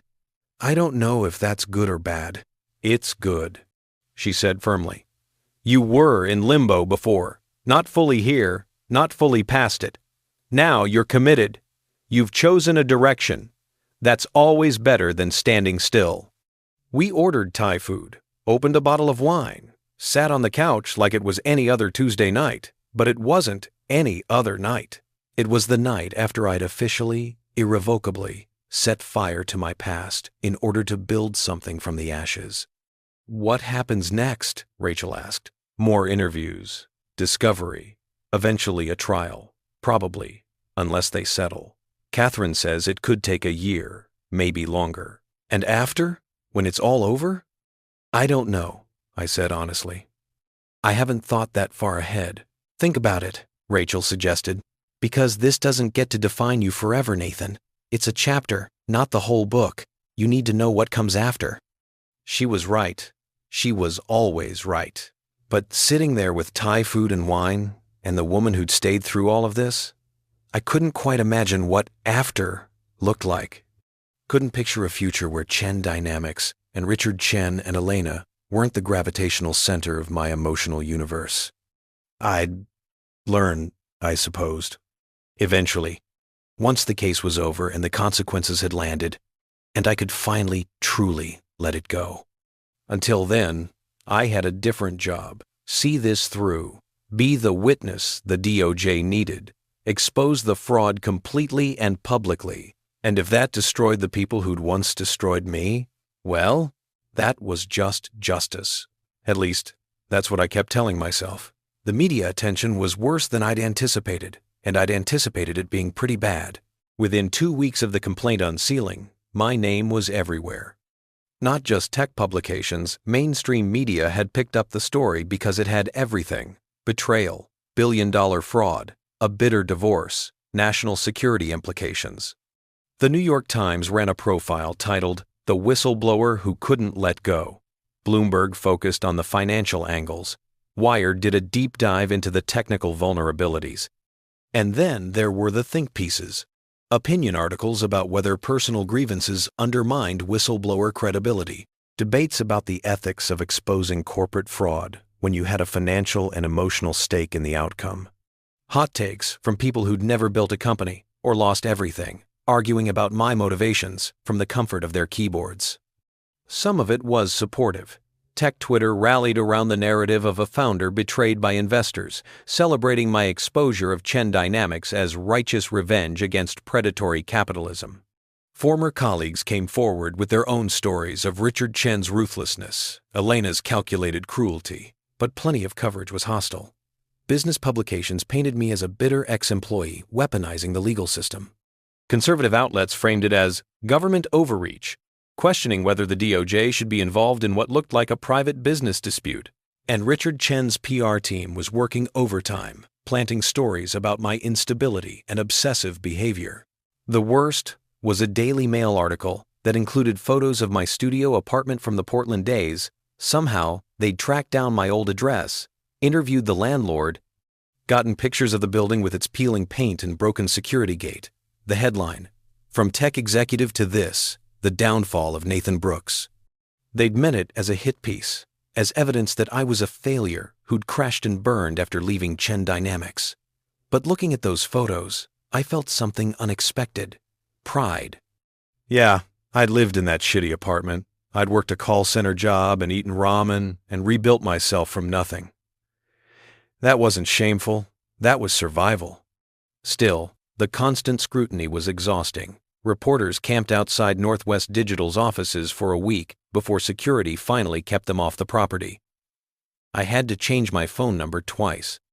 A tech blogger somehow got Rachel's information and showed up at her clinic, asking patients if they knew her boyfriend was the whistleblower targeting his ex-wife. Rachel handled it with more grace than I did. "One interview," she told me one evening, watching me doom scroll through the latest articles. "You should do one interview on your terms and tell your story properly. Right now, you're letting other people control the narrative. Take it back." Catherine says no media until after the trial. Catherine is thinking about the legal case. I'm thinking about your mental health. Rachel took my phone away, set it face down on the table. "You're reading everything everyone says about you. You're obsessing. This isn't healthy, Nathan." She was right. I'd been checking news alerts compulsively, reading every comment section, tracking every mention. It was self-harm, disguised as staying informed.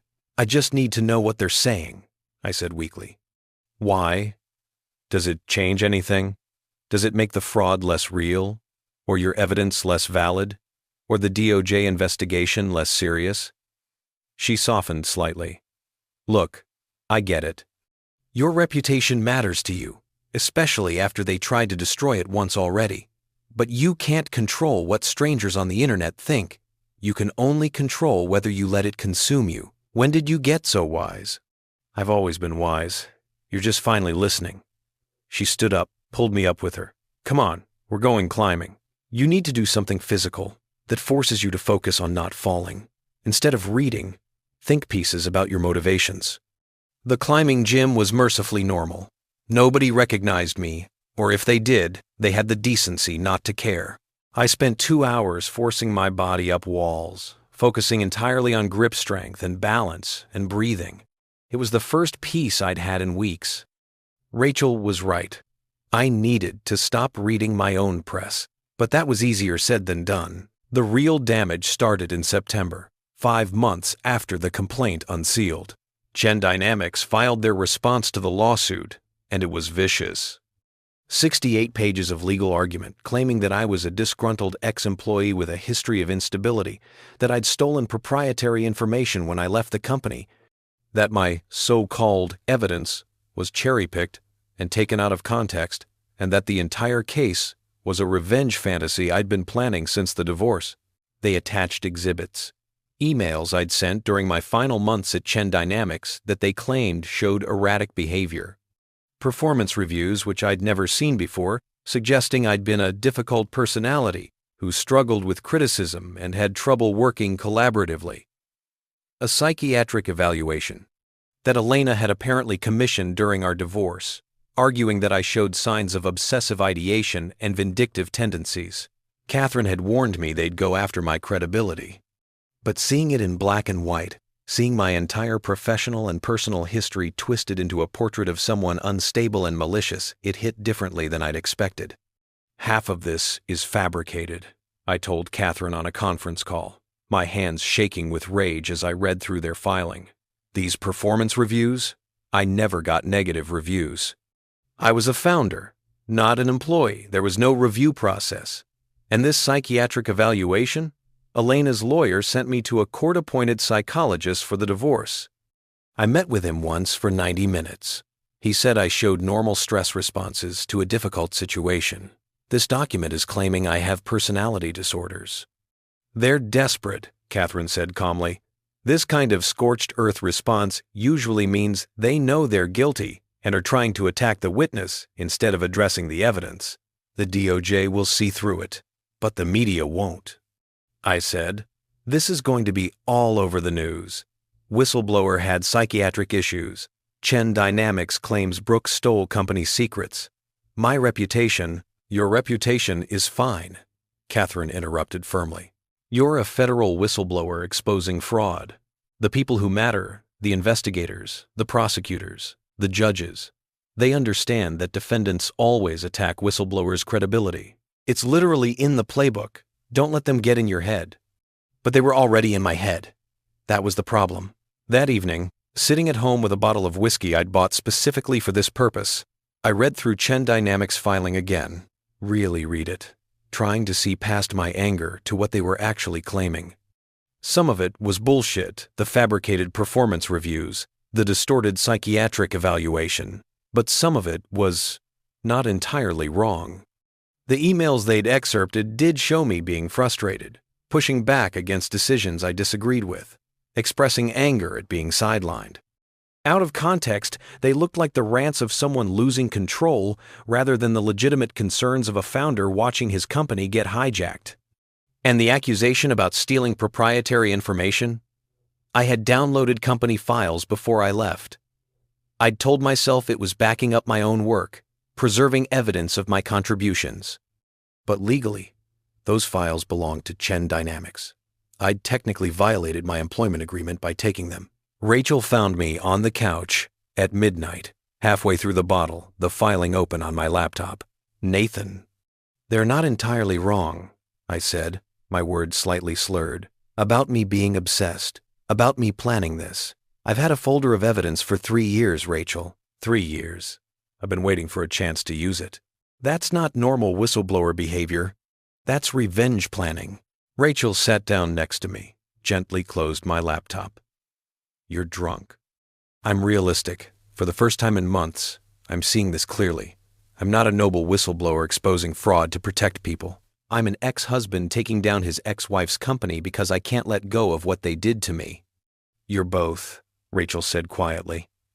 Nathan, listen to me. You can be angry about what they did to you and be right about the fraud. Those things aren't mutually exclusive. Yes, you wanted revenge. But the fraud is still real. The danger is still real. Your motivations don't change that. The jury won't see it that way. They'll see an unstable ex-husband with an axe to grind. Maybe. Or maybe they'll see someone who refused to stay silent when he witnessed something dangerous. She took the whiskey bottle away from me. But right now, you're spiraling. And if you keep doing this, if you keep letting them get in your head, they'll win without ever going to trial. Because you'll destroy yourself before they get the chance. I wanted to argue. Wanted to explain that she didn't understand. That she hadn't sat in that conference room or lived in that motel or spent 3 years rebuilding from nothing only to watch it all get questioned and picked apart and used against me. But I was too tired, too drunk, too close to admitting that maybe I'd made a terrible mistake, that exposing Chen Dynamics was going to cost me more than it cost them. Rachel helped me to bed, stayed with me even though I was a mess. And in the morning, she was gone before I woke up. She'd left a note on the kitchen counter. Gone to work. We need to talk tonight. I love you, but I'm worried. The note scared me more than Chen Dynamics' filing had. Patricia called me into her office that afternoon. I went with a sense of inevitability, knowing what was coming. The board met this morning, she said without preamble. They've seen Chen Dynamics' response filing. They're concerned. I understand. Do you? Because Nathan, this is getting messy. Really messy. The kind of messy that reflects on Northwest Digital. We have clients asking if our VP of Security is actually a corporate spy with vindictive tendencies. We have investors wondering if we did proper background checks before hiring you. I'm not a corporate spy. Everything I took from Chen Dynamics was my own work, and I took it to protect myself from exactly this, from them trying to erase my contributions. I believe you, Patricia said, and she sounded like she meant it. But belief isn't the issue. Perception is. And right now the perception is that our security infrastructure is being led by someone involved in a very public, very ugly legal battle that's raising questions about judgment and stability. Are you firing me? Patricia hesitated. That hesitation told me everything I needed to know. The board is suggesting a voluntary leave of absence, paid, full benefits, no impact on your equity, just until the legal situation resolves. It would let things cool down, give us some distance from the controversy. A voluntary leave of absence, the corporate equivalent of, it's not you, it's us, when everyone knows it's definitely you. And if I refuse, then the board will likely vote to place you on mandatory leave, which looks worse for everyone. Patricia leaned forward, her expression almost sympathetic. Nathan, I'm trying to protect you here. Take the leave. Let Catherine fight your legal battle. Focus on your case. And when it's over, when you've won, and Chen Dynamics is exposed, and Richard Chen is facing consequences, come back. Your job will be waiting. Will it? I'll make sure of it, Patricia said. You built something valuable here. But right now, you need to win your case, and you can't do that while also trying to run a department and deal with media attention and board pressure. Give yourself permission to focus on one fight at a time. She was right. I knew she was right. But it still felt like losing. How long? I asked. However long it takes. 6 months, a year, whatever. Your salary continues. Your position is protected. This isn't punishment, Nathan. It's strategy. Strategy. Everything was strategy now. My whistleblower case was strategy. This leave of absence was strategy. Even my relationship with Rachel was starting to feel like strategy, managing her concerns, protecting her from the worst of the fallout, trying to be the person she needed while also being the person prosecuting this case. I was so tired of strategy. Okay, I said. I'll take the leave. Thank you, Patricia said, and she sounded relieved. For what it's worth, I hope you destroy them. Richard Chen sounds like exactly the kind of fraudulent bastard who needs to be taken down. That's the plan, I said. But walking out of her office, boxing up my desk while my team watched with uncomfortable sympathy, driving home to a house where Rachel was probably waiting with serious concerns about our relationship, I wasn't sure I believed it anymore. Maybe Richard Chen was going to win after all. Not in court necessarily, but in every other way that mattered. He'd already cost me my company. Now he was costing me my job. Maybe next he'd cost me Rachel, my reputation, everything I'd rebuilt. Maybe that was his strategy all along, make the price of fighting so high that eventually I'd give up. Rachel was waiting when I got home, sitting at the kitchen table with 2 glasses and a bottle of wine already open. She'd changed out of her work clothes into comfortable sweats, her serious conversation outfit. Patricia put you on leave, she said. Not a question. How did you know? Because I know how this works. The scandal gets too hot, and the company protects itself. It's not personal, it's just business. She poured wine for both of us. How are you feeling? Like I'm losing, I admitted. Like every step forward costs me something I can't afford to lose. Then maybe it's time to ask yourself if this is still worth it. I stared at her. You want me to drop the case? I want you to honestly evaluate whether winning against Chen Dynamics is worth what it's costing you. Your job, your peace of mind, your mental health. She paused. Maybe us. There it was. The thing I'd been dreading since her note that morning. Rachel, Let me finish, she said gently but firmly. I love you, Nathan. I really do. But I'm watching you become consumed by this case. You're drinking more. You're sleeping less. You're obsessing over every article, every legal filing, every comment thread. You're not present anymore. You're just constantly fighting this battle in your head. Because I have to. Because if I don't, Richard Chen wins. He gets away with fraud, keeps the company he stole, faces no consequences for anything he did. And if you do, if you win completely, if Chen Dynamics gets destroyed, and Richard Chen goes to prison, and Elena loses everything, then what? Do you get your company back? Do you get those 3 years of suffering refunded? Does victory actually give you anything except the satisfaction of revenge? I didn't have an answer. Because she was right, winning wouldn't undo what had been done. It wouldn't give me back the person I'd been before that conference room. It would just mean they'd suffered too. And maybe that was enough. Maybe that was all I needed. Or maybe it was nowhere near enough. And I was destroying myself, chasing something that could never actually satisfy the hurt. I don't know how to stop, I said quietly. I don't know how to look at what they did to me and just let it go. Let them get away with it. I don't know how to look at what I major and 47, and there is. Let them get away with it. They're not getting away with it. The DOJ is prosecuting them. The fraud is exposed. You've already won in every way that matters legally. The question is whether you're going to let the personal part consume you. Rachel reached across the table, took my hand. I need you to make a choice. Either you're going to prosecute this case and protect yourself, work with your lawyers, give your testimony, let the system do its job, or you're going to wage a personal war against Richard Chen that involves reading every article and responding to every attack and destroying yourself to destroy him. But you can't do both, and I can't watch you do the second one. Are you giving me an ultimatum? I'm setting a boundary, she said. I love you, but I won't sacrifice my own peace watching you self-destruct. If you want this relationship to survive, you need to find a way to prosecute this case without letting it consume your entire life. Can you do that? Could I?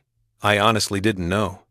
But looking at Rachel, at this woman who'd stayed through all of it, who'd believed in me when I was nobody, who'd helped me rebuild into someone worth being, I knew I had to try. Yes, I said. I'll find a way. Good, Rachel said. Then let's start now. No more checking news alerts. No more reading comment sections.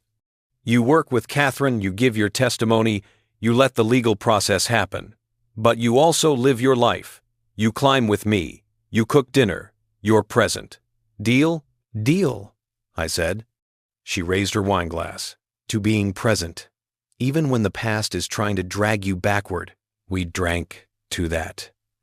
And for the first time in months, I let myself believe that maybe I could actually do this.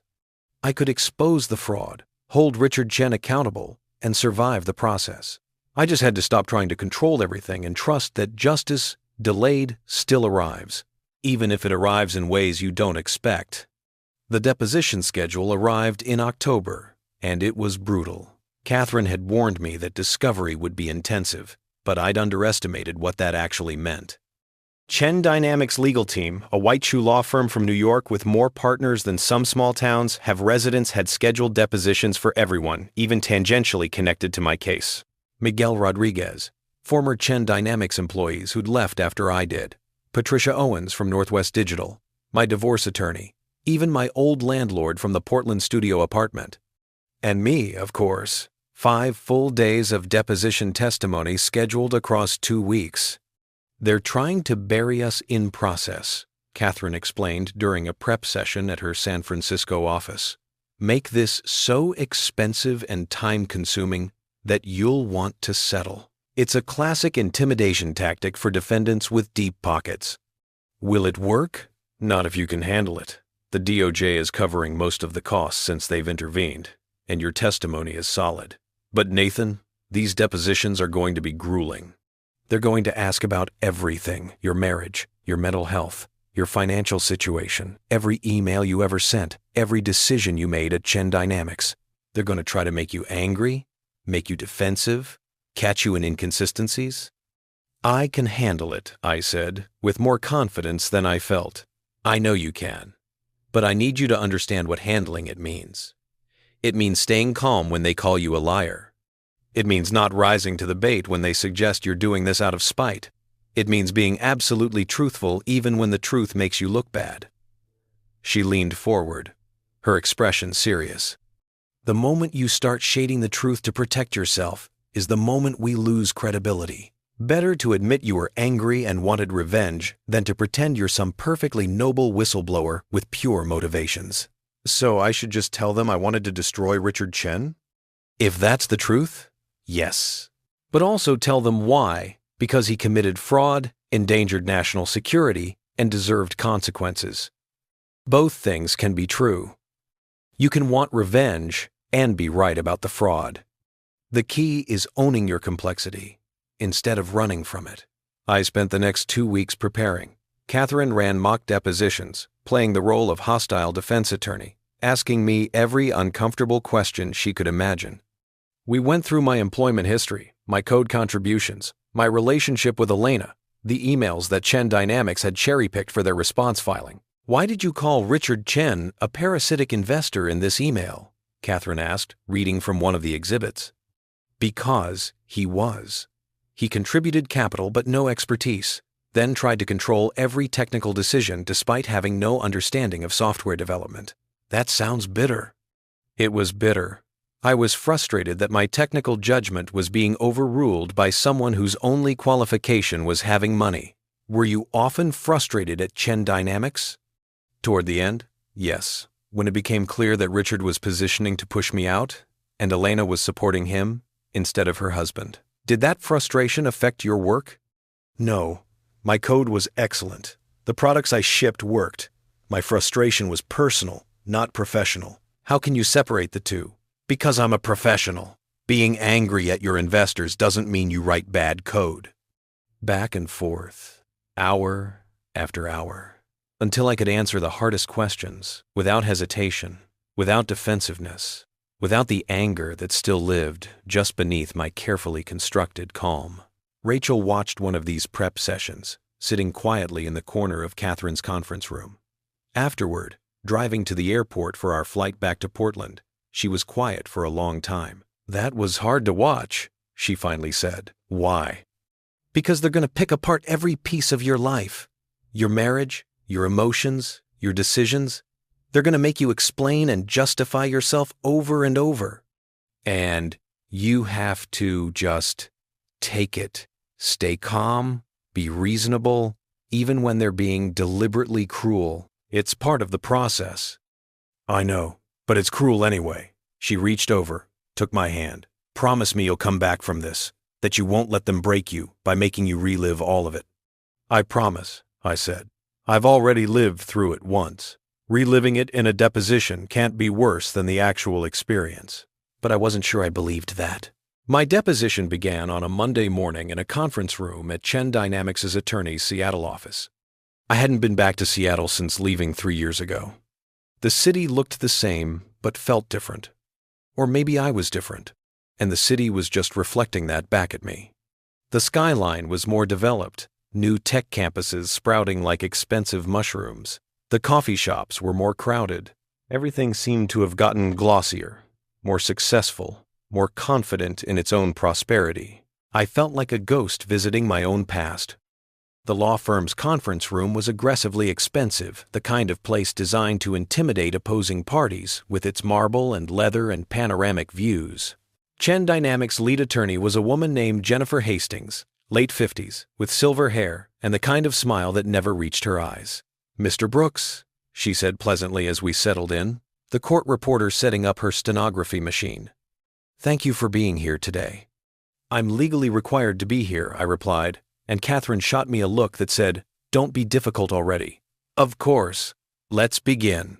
Please state your full name for the record. Nathan Alexander Brooks. And you're currently employed by Northwest Digital? I'm currently on leave from Northwest Digital. Why are you on leave? End quote. The company felt it was appropriate given the media attention around this case. So your involvement in this lawsuit has negatively impacted your employment? I saw where she was going, trying to establish that I was suffering consequences, that this case was costing me, that maybe I'd be motivated to exaggerate or lie to justify those costs. My involvement in exposing Chen Dynamics fraud has created temporary complications, I said carefully. But I'm still employed, still receiving salary and benefits. It's a minor inconvenience compared to what Chen Dynamics fraud could cost in terms of national security. Hastings smiled thinly. We'll get to your allegations about fraud. First, let's talk about your history with Chen Dynamics. You founded the company in 2018? Yes. With whose capital? Initially, my own. I invested $300,000 my savings and loans against my personal assets. And when did the Chen family become involved? 6 months after founding. Richard Chen provided $1 million investment in exchange for 40% equity. That's a very favorable deal for you. $1 million for 40% of a 6-month-old startup. It was a fair deal. I had working prototypes and initial client interest. The technology was valuable. And you were dating Richard Chen's daughter at the time? Yes. Elena and I had been together for about a year when her father made the investment. Did she encourage her father to invest? She introduced us.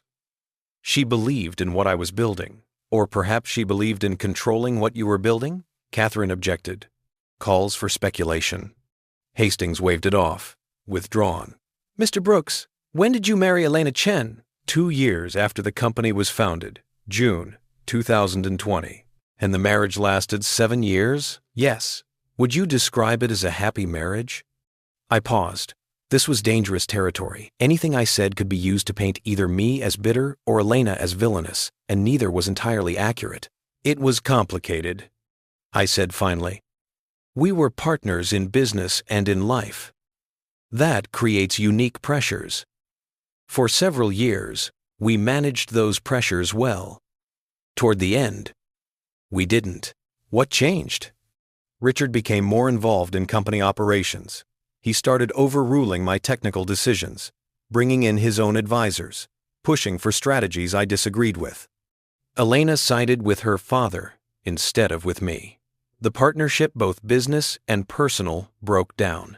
Were you angry about that? Yes. Angry enough to want revenge? Angry enough to want fairness? Angry enough to be hurt that the person I'd married chose her father's business interests over our partnership? And when you were pushed out of the company, that anger intensified, obviously. Hastings looked pleased, like I'd confirmed exactly what she wanted. So you admit you were seeking revenge when you filed this whistleblower complaint?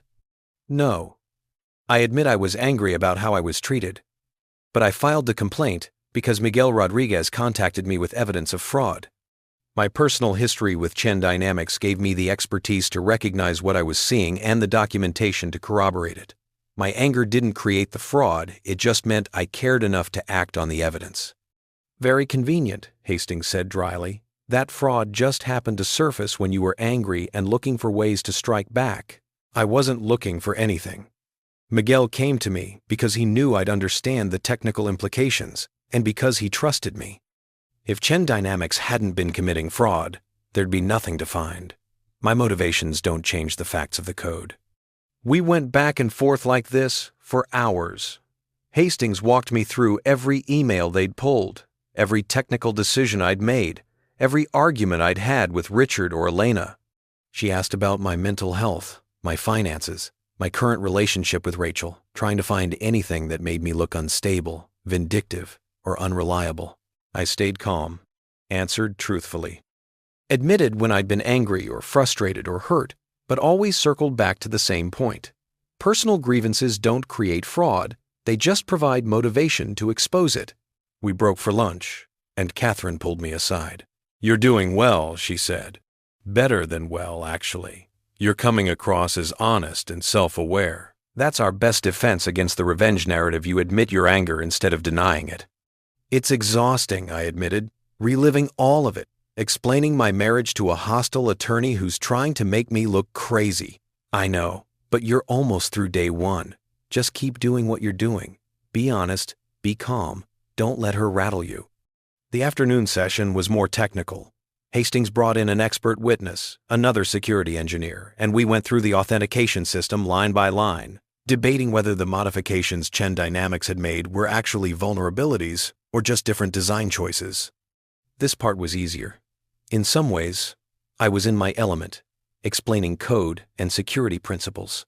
But it was also frustrating because Hastings and her expert kept trying to reframe deliberate backdoors as administrative access or law enforcement compatibility features. This isn't administrative access, I said, pointing to a code sample on the screen. Administrative access goes through proper authentication channels with logging and oversight. This is a hard-coded bypass that allows anyone with knowledge of it to access the system without authentication. That's a vulnerability, not a feature. But it could be used by law enforcement with a warrant, Hastings suggested.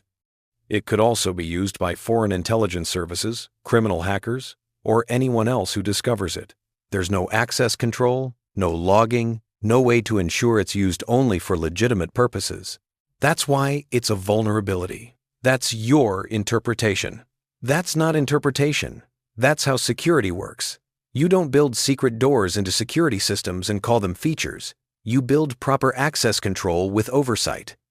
What Chen Dynamics did is like installing a hidden key under your doormat and calling it a security feature because police could use it.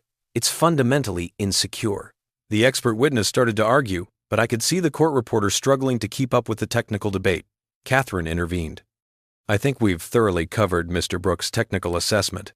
Unless you have new questions, perhaps we should move on? Hastings checked her notes.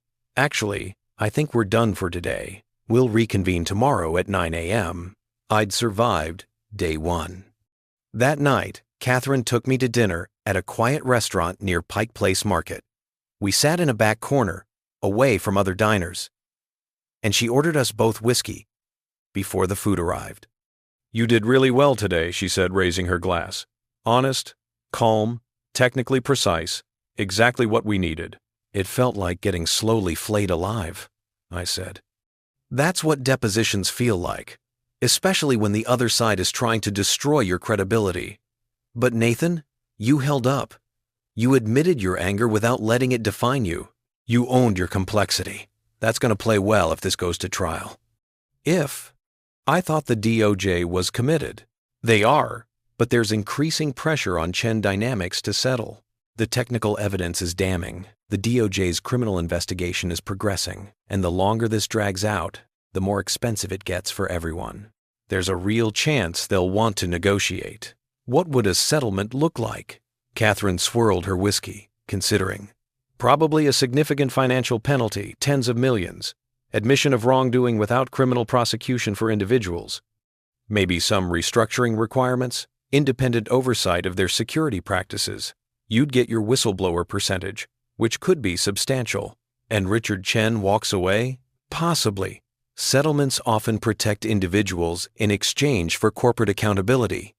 I felt something cold settle in my stomach. That's not justice. It's complicated justice, Catherine corrected. The company faces consequences. The fraud gets exposed and stopped. You get vindicated and compensated. But the individuals who orchestrated it might avoid prison. That's how most corporate fraud cases end. It's very hard to prove criminal intent at the individual level. So all of this, the depositions, the media attention, losing my job, nearly losing Rachel, all of it, and Richard might just pay a fine and move on? Maybe. Or maybe the DOJ's criminal investigation finds enough evidence to prosecute individuals. We don't know yet. Catherine leaned forward. But Nathan, even if Richard avoids prison, you've still won. You've exposed his fraud, damaged his reputation, cost his company millions, proven that he couldn't silence you. That's not nothing. But it felt like nothing. It felt like I'd blown up my life for the satisfaction of making Richard Chen's life slightly more difficult and expensive. Our food arrived, salmon for Catherine, steak for me, but I'd lost my appetite. I need to ask you something, I said. Off the record. As much as anything can be off the record between attorney and client. Do you think I'm doing this for the right reasons? Catherine was quiet for a moment. cutting her salmon with precise movements. "I think you're doing this for complicated reasons. Some righteous, some personal. But the outcome is still right. You're stopping fraud, protecting national security, holding a company accountable. Does it matter if you're also getting revenge along the way?" Rachel thinks it does. She thinks the revenge part is poisoning me. Is it? I thought about the sleepless nights, the obsessive news checking I'd promised to stop, the way my chest tightened every time I saw Elena's name in legal filings. The way I'd nearly lost my relationship and had lost my job and was sitting here in Seattle reliving the worst period of my life in excruciating legal detail. "Yeah," I admitted. "Maybe it is." "Then you have a choice," Catherine said. "You can keep pushing for maximum damage, refuse any settlement that doesn't include criminal prosecution, drag this out for years if necessary, make destroying Richard Chen your life's mission. Or you can accept that justice is complicated, that sometimes winning means accepting imperfect outcomes, and that moving forward might be more important than perfect revenge." "You sound like Rachel." "She sounds smart." Catherine smiled slightly. "Look, I'll support whatever decision you make. I'm your attorney. My job is to advocate for your interests, however you define them. But as someone who's done this for 20 years, the clients who do best are the ones who know when to declare victory and move on. The ones who can't, they tend to destroy themselves, chasing perfect justice that never comes." We finished dinner in thoughtful silence. Afterward, Catherine dropped me at my hotel, a mid-range place near the waterfront. Nothing fancy, but clean and anonymous. I lay awake in the dark, listening to the sound of ferries on Puget Sound, and I thought about what victory actually meant. If Chen Dynamics settled and Richard avoided prison, was that enough? If I got money and vindication, but not the complete destruction I'd been fantasizing about, could I live with that? Did I want justice, or did I want revenge? And if I was honest with myself, could I even tell the difference anymore? My phone buzzed. A text from Rachel. "How did it go? Day 1 down. 4 more to go. I survived. Proud of you. Come home when you can. I miss you.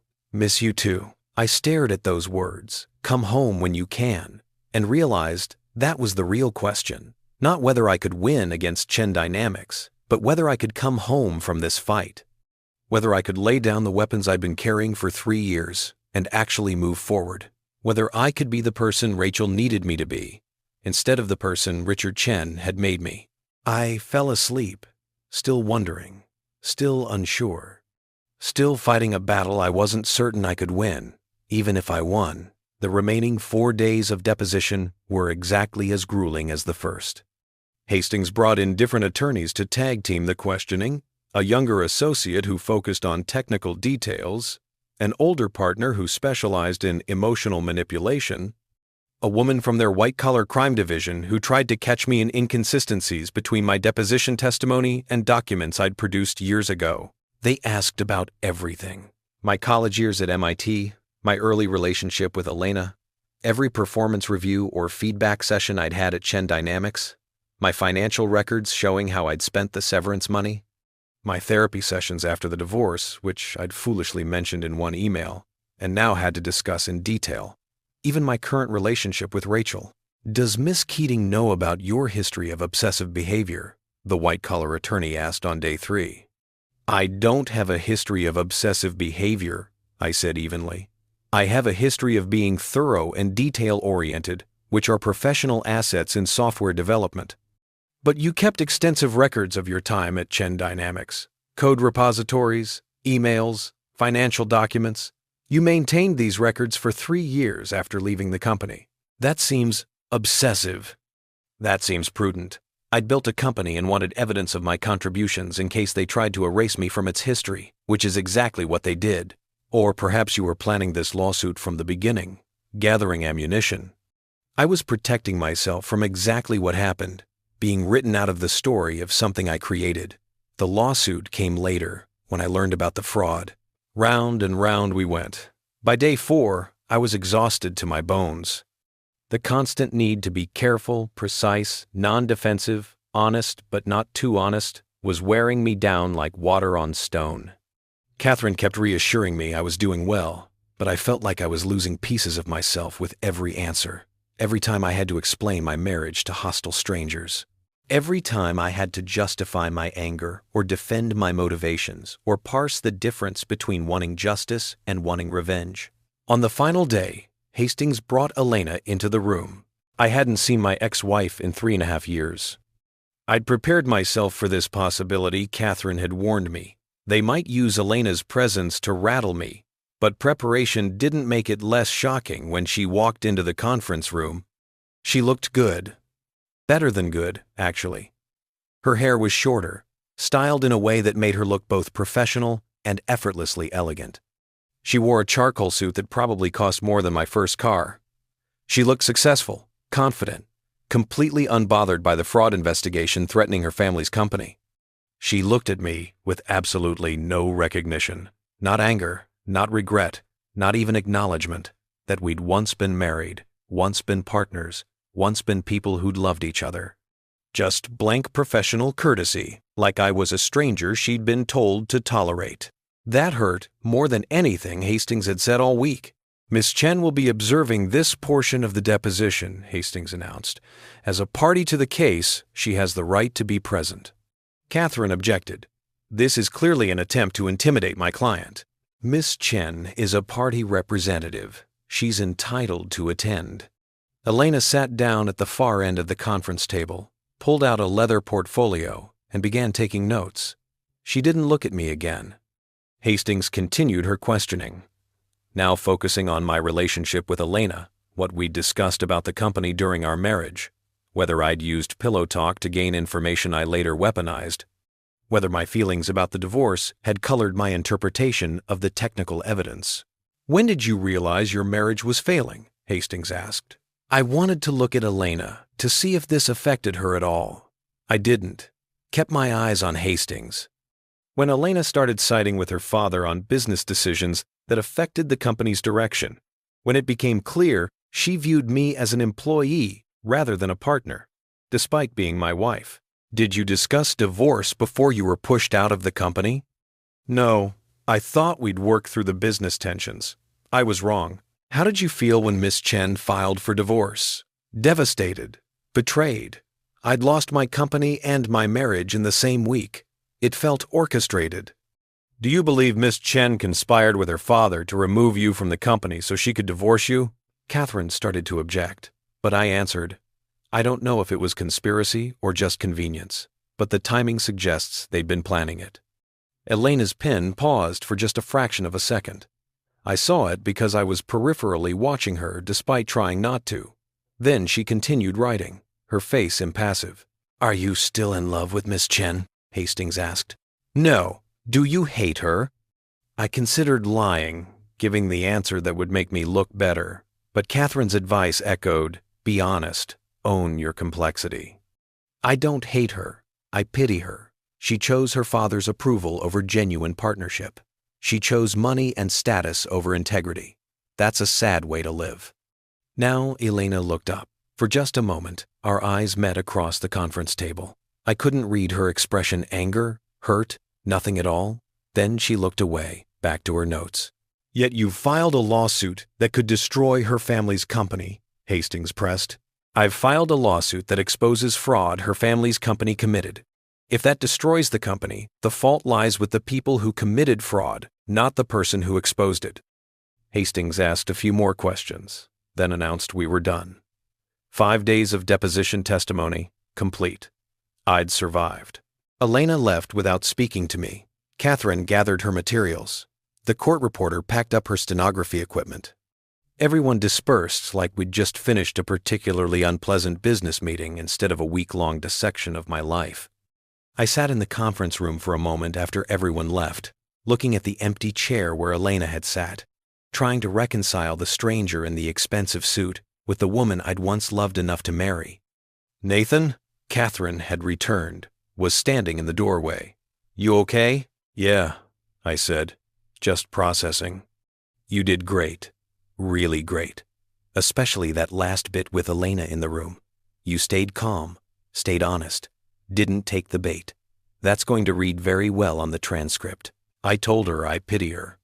I know. It was perfect, neither hateful nor pathetic, just honest. Catherine sat down across from me.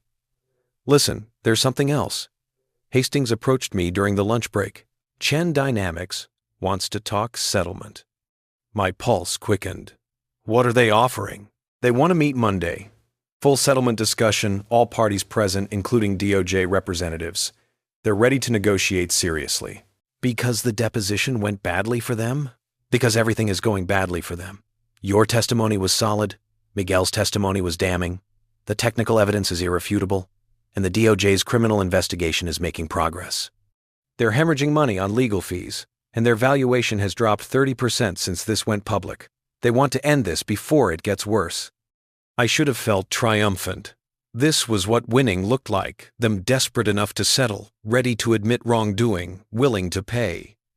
But instead, I just felt tired. What do you think they'll offer? Significant money, probably 50 to 70 million in penalties, with 15 to 20% going to you as the whistleblower. Admission of wrongdoing. Independent security audits for 5 years.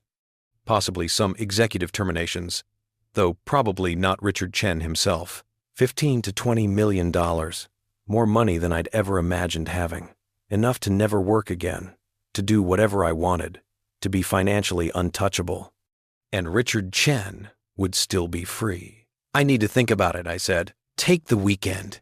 We meet Monday regardless. Even if you're not ready to settle, it's worth hearing their full offer. But Nathan? Catherine's expression was serious. Start thinking about what you actually want from this. Not what would feel satisfying in some abstract revenge fantasy, but what would genuinely improve your life and let you move forward. Because Monday, you'll have to decide. I flew back to Portland that evening. Rachel picked me up from the airport, took one look at my face, and drove us straight to the coast instead of home. We ended up at Cannon Beach, walking along the sand in the late October cold while the sun set behind us and Haystack Rock loomed in the distance like a monument to geological patience. The beach was nearly empty, too cold for tourists, too late in the day for locals. Tell me, Rachel said simply. So I did. All of it. The 5 days of hostile questioning, the way they'd picked apart my life and motivations, Elena sitting there like a stranger taking notes on the corpse of our marriage. The settlement offer. The impossible choice between revenge and resolution. What do you want to do? Rachel asked when I finished. I don't know. I thought I wanted to destroy them completely. See Richard Chen criminally prosecuted. Watch the company collapse. Prove that you can't treat people the way they treated me and get away with it. And now? Now I'm tired. Now I think about taking $15 million and never thinking about Chen Dynamics again. And that sounds like paradise. But I also think about Richard Chen walking away from this, and it makes me sick. We walked in silence for a while, the waves providing steady rhythm. Rachel bent down, picked up a sand dollar whole and perfect, rare on this busy beach. You know what I do with patients who've been in accidents, she said, still examining the sand dollar. The ones with major trauma, life-altering injuries, I teach them to grieve what they've lost before we start rebuilding what's possible. Because if you skip the grieving, you spend the rest of your life angry that your body isn't what it was instead of appreciating what it can still do. Are you saying I haven't grieved? I'm saying you've been fighting for 3 years instead of grieving. Fighting to rebuild yourself, fighting to expose the fraud, fighting to prove you matter. All good things, necessary things. But Nathan, at some point you have to stop fighting and start living. She handed me the sand dollar. You can keep this because it's beautiful and whole, or you can throw it back because it reminds you of everything on this beach you didn't find. Your choice. I turned the sand dollar over in my hands, feeling its delicate weight. That's a pretty heavy metaphor. I'm a physical therapist. Heavy metaphors are my specialty. She smiled, but her eyes were serious. What I'm saying is, taking the settlement doesn't mean they won. It means you won enough to move forward, enough to build something new, enough to stop being defined by what they did to you. What if it doesn't feel like enough? Then you need to ask yourself, what would feel like enough? And if the answer is Richard Chen's suffering exactly as much as he made me suffer, then you need to acknowledge that's not justice, that's just pain seeking pain. And that's not something I can watch you chase. There it was. The ultimatum she'd danced around before, now stated clearly. Choose the settlement and choose me. Or choose maximum revenge and choose solitude. That's not fair, I said quietly. Life's not fair. You know that better than most. Rachel took the sand dollar back, turned it over in her own hands. I love you, Nathan, but I love myself too. And I won't light myself on fire to keep you warm while you wage a war that can't be won. It can be won. The DOJ investigation can take years, can result in Richard Chen paying a fine and facing no jail time, can end with you having spent half a decade obsessing over people who don't deserve your energy while missing out on a life with people who do. She put the sand dollar in my jacket pocket, then took both my hands. I'm asking you to choose life over revenge. Not because revenge isn't justified, but because life is better. We stood there on the beach as the sun fully set, as the cold deepened, as the waves kept their eternal rhythm. I thought about 5 days of depositions, about Elena's blank stare, about Catherine's question, what would genuinely improve my life? If I take the settlement, I said slowly, I want something in writing, an admission that I founded the company, that I created the technology, that I was wrongfully pushed out. I want my name back in the story. That seems fair. And I want Richard Chen's resignation. Not criminal prosecution maybe, but he doesn't get to keep running a company built on fraud and my stolen work. Also fair. And then I let it go. Take the money. Come back to Northwest Digital. Marry you if you'll have me. Build a life that isn't defined by what happened in that conference room. Rachel was quiet for a long moment. You said marry. I did. That's the first time you've mentioned marriage. I know. I needed to be ready. Needed to be someone who could actually be a partner instead of someone drowning in his own past. I squeezed her hands. I'm not proposing on a freezing beach after telling you about my horrible week. I'm just saying, when this is over, when I've actually moved forward, I'd like to move forward with you, if you're still interested. Nathan Brooks, that's the worst almost proposal in the history of almost proposals. I know. I'll do better when I'm not emotionally exhausted from being deposed for 5 days. She laughed, and the sound was warm against the cold Pacific evening. Okay, take the settlement. Get your name back and Richard's resignation and enough money to never worry again. And then yes, we'll talk about marriage and building a life and all of it. Really? Really. But Nathan, you have to actually do it. You have to take the settlement and mean it. Not take the money while secretly still plotting Richard's downfall. Not agree to move forward while keeping one foot in the past. All in or I'm out. All in, I promised. I'll tell Catherine on Monday. Whatever they're offering, if it includes admission and Richard's resignation, I'll take it. We walked back to the car holding hands, and for the first time in 3 years, I felt like I could actually breathe, like the weight I'd been carrying might actually be something I could put down. The sand dollar was still in my pocket. I took it out, looked at it one more time in the parking lot lights. It was beautiful, delicate, rare, complete. I could keep it because it was whole, or I could keep fighting to find something better, something more perfect, something that would never exist. I put it carefully in the glove compartment, decided I'd keep it, decided whole was enough. The weekend passed in a blur of normalcy that felt revolutionary. Rachel and I cooked elaborate meals, went climbing at the gym, watched movies without me checking my phone every 15 minutes, had conversations about the future where we'd want to live, whether Rachel would want to open her own practice someday, whether I'd go back to Northwest Digital or try something entirely new with my settlement money. It felt like living instead of surviving, like being present instead of being haunted. Monday morning, I called Catherine from the Portland airport before my flight to San Francisco for the settlement meeting. I want to settle, I told her. But I need certain terms. Tell me. I outlined what I'd discussed with Rachel. Admission that I'd founded the company and created the core technology. Richard Chen's resignation as CEO and removal from the board, public acknowledgement that I'd been wrongfully pushed out, and the standard financial penalties and compliance requirements. That's ambitious, Catherine said. Richard's resignation especially. That's asking them to admit not just fraud, but personal wrongdoing. That's my price. I'll take whatever money they're offering. But Richard doesn't get to keep pretending he's a legitimate businessman. He resigns, or we go to trial. Catherine was quiet for a moment. Okay, I can work with that. But Nathan, be prepared for them to refuse. Richard Chen's ego is legendary. He might rather risk trial than admit he stole your company. Then we go to trial. I'm okay either way now, but I'm not settling for anything less than truth and accountability. Good, Catherine said, and she sounded pleased. That's the right mindset. You're negotiating from strength, not desperation. We'll get you as much as we can. The settlement meeting was scheduled for 2 p.m. at the federal courthouse. All parties would be present: Chen Dynamics legal team, DOJ prosecutors, me and Catherine, and apparently Richard Chen himself. I'd be in a room with the man who destroyed my life, negotiating the terms of his defeat.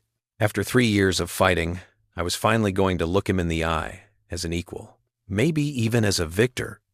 The federal courthouse in San Francisco was all marble and gravity, the kind of building designed to remind you that what happened inside mattered. Catherine and I arrived 15 minutes early, went through security, and were directed to a conference room on the 3rd floor. Richard Chen was already there. He sat at the head of the table, of course he did, flanked by Jennifer Hastings and 2 other attorneys I didn't recognize. He looked older than I remembered, grayer. The lines around his eyes had deepened, and there was a tightness to his jaw that suggested the last 6 months hadn't been kind to him. Good. He looked up when I entered, and for just a moment, something flickered across his face. Recognition, maybe, or calculation. Then it smoothed into professional neutrality. Nathan, he said, as if we were old colleagues reuniting. It's been a while. Mr. Chen, I replied, deliberately formal. I wasn't going to pretend we were friends. Elena wasn't there. I felt both relief and disappointment. Relief that I wouldn't have to face her again. Disappointment that she wouldn't have to witness whatever came next. The DOJ prosecutors arrived: James Mitchell and a senior attorney named Patricia Reeves. They took seats across from Chen Dynamics' legal team, creating a clear divide in the room. Catherine and I sat at the far end, technically aligned with the DOJ, but maintaining our own position. Mitchell started. Thank you all for coming. We're here to discuss a potential resolution to United States ex rel. Brooks v. Chen Dynamics. The government has reviewed the evidence extensively and believes this case has significant merit. However, we're open to settlement discussions that adequately address the fraud and protect the public interest. Hastings responded smoothly. Chen Dynamics maintains that the characterizations of fraud are overblown, but in the interest of avoiding protracted litigation, we're prepared to discuss resolution terms. Translation: we're guilty, but won't admit it unless forced. For the next hour, they negotiated the financial terms. Chen Dynamics offered $40 million in penalties. The DOJ countered with $80. They settled on $65 million, with my whistleblower percentage being $16 million after taxes. $16 million. I kept my face neutral, but my hands were shaking under the table. That was generational wealth. That was never having to worry about money again. That was freedom. But it wasn't enough. Not yet. There are non-monetary terms, Catherine said when they'd finished discussing the financial settlement. Mr. Brooks requires public acknowledgement of his role in founding Chen Dynamics and creating its core technology. He requires admission that he was wrongfully terminated, and he requires Richard Chen's resignation as CEO and removal from the board. The room went very quiet. Richard's face hardened. That's absurd. That's non-negotiable, I said, speaking directly to him for the first time. You took my company, Richard. You erased me from its history. You told everyone I was disposable. Now you want to settle? Fine. But not without the truth. Not without consequences for you personally. The settlement already includes significant corporate penalties. Corporate penalties aren't personal accountability. You committed fraud. You profited from my stolen work. You don't get to write a check and walk away like nothing happened." Richard leaned forward, and I saw the flash of the man who'd threatened me in that conference room 3 years ago. "You want to destroy me. This was never about justice. It was about revenge." "It's about both," I said calmly. "You're guilty of fraud. That's justice. You also destroyed my life, and now I'm returning the favor. That's revenge. Both things are true, and both things are happening." "Mr. Chen," Mitchell interjected, "the criminal investigation is ongoing. The evidence of fraud is substantial.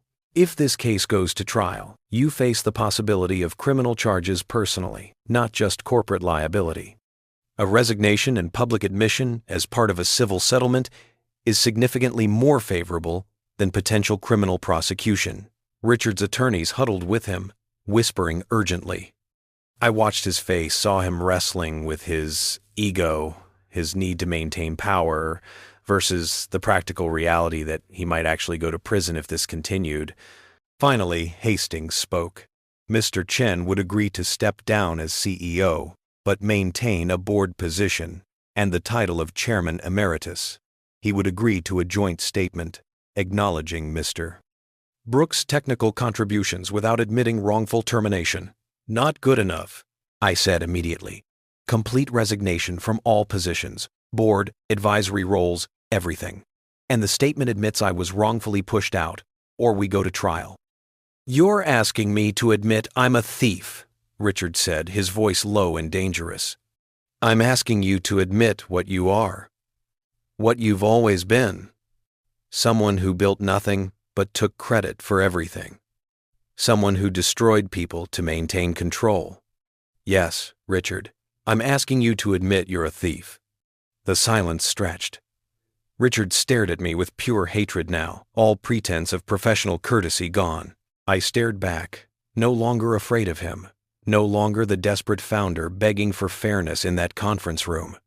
"Fine," he said finally, the word forced out like it physically hurt. "I'll resign. All positions. I'll sign whatever statement you want. But know this, Nathan, you've won nothing.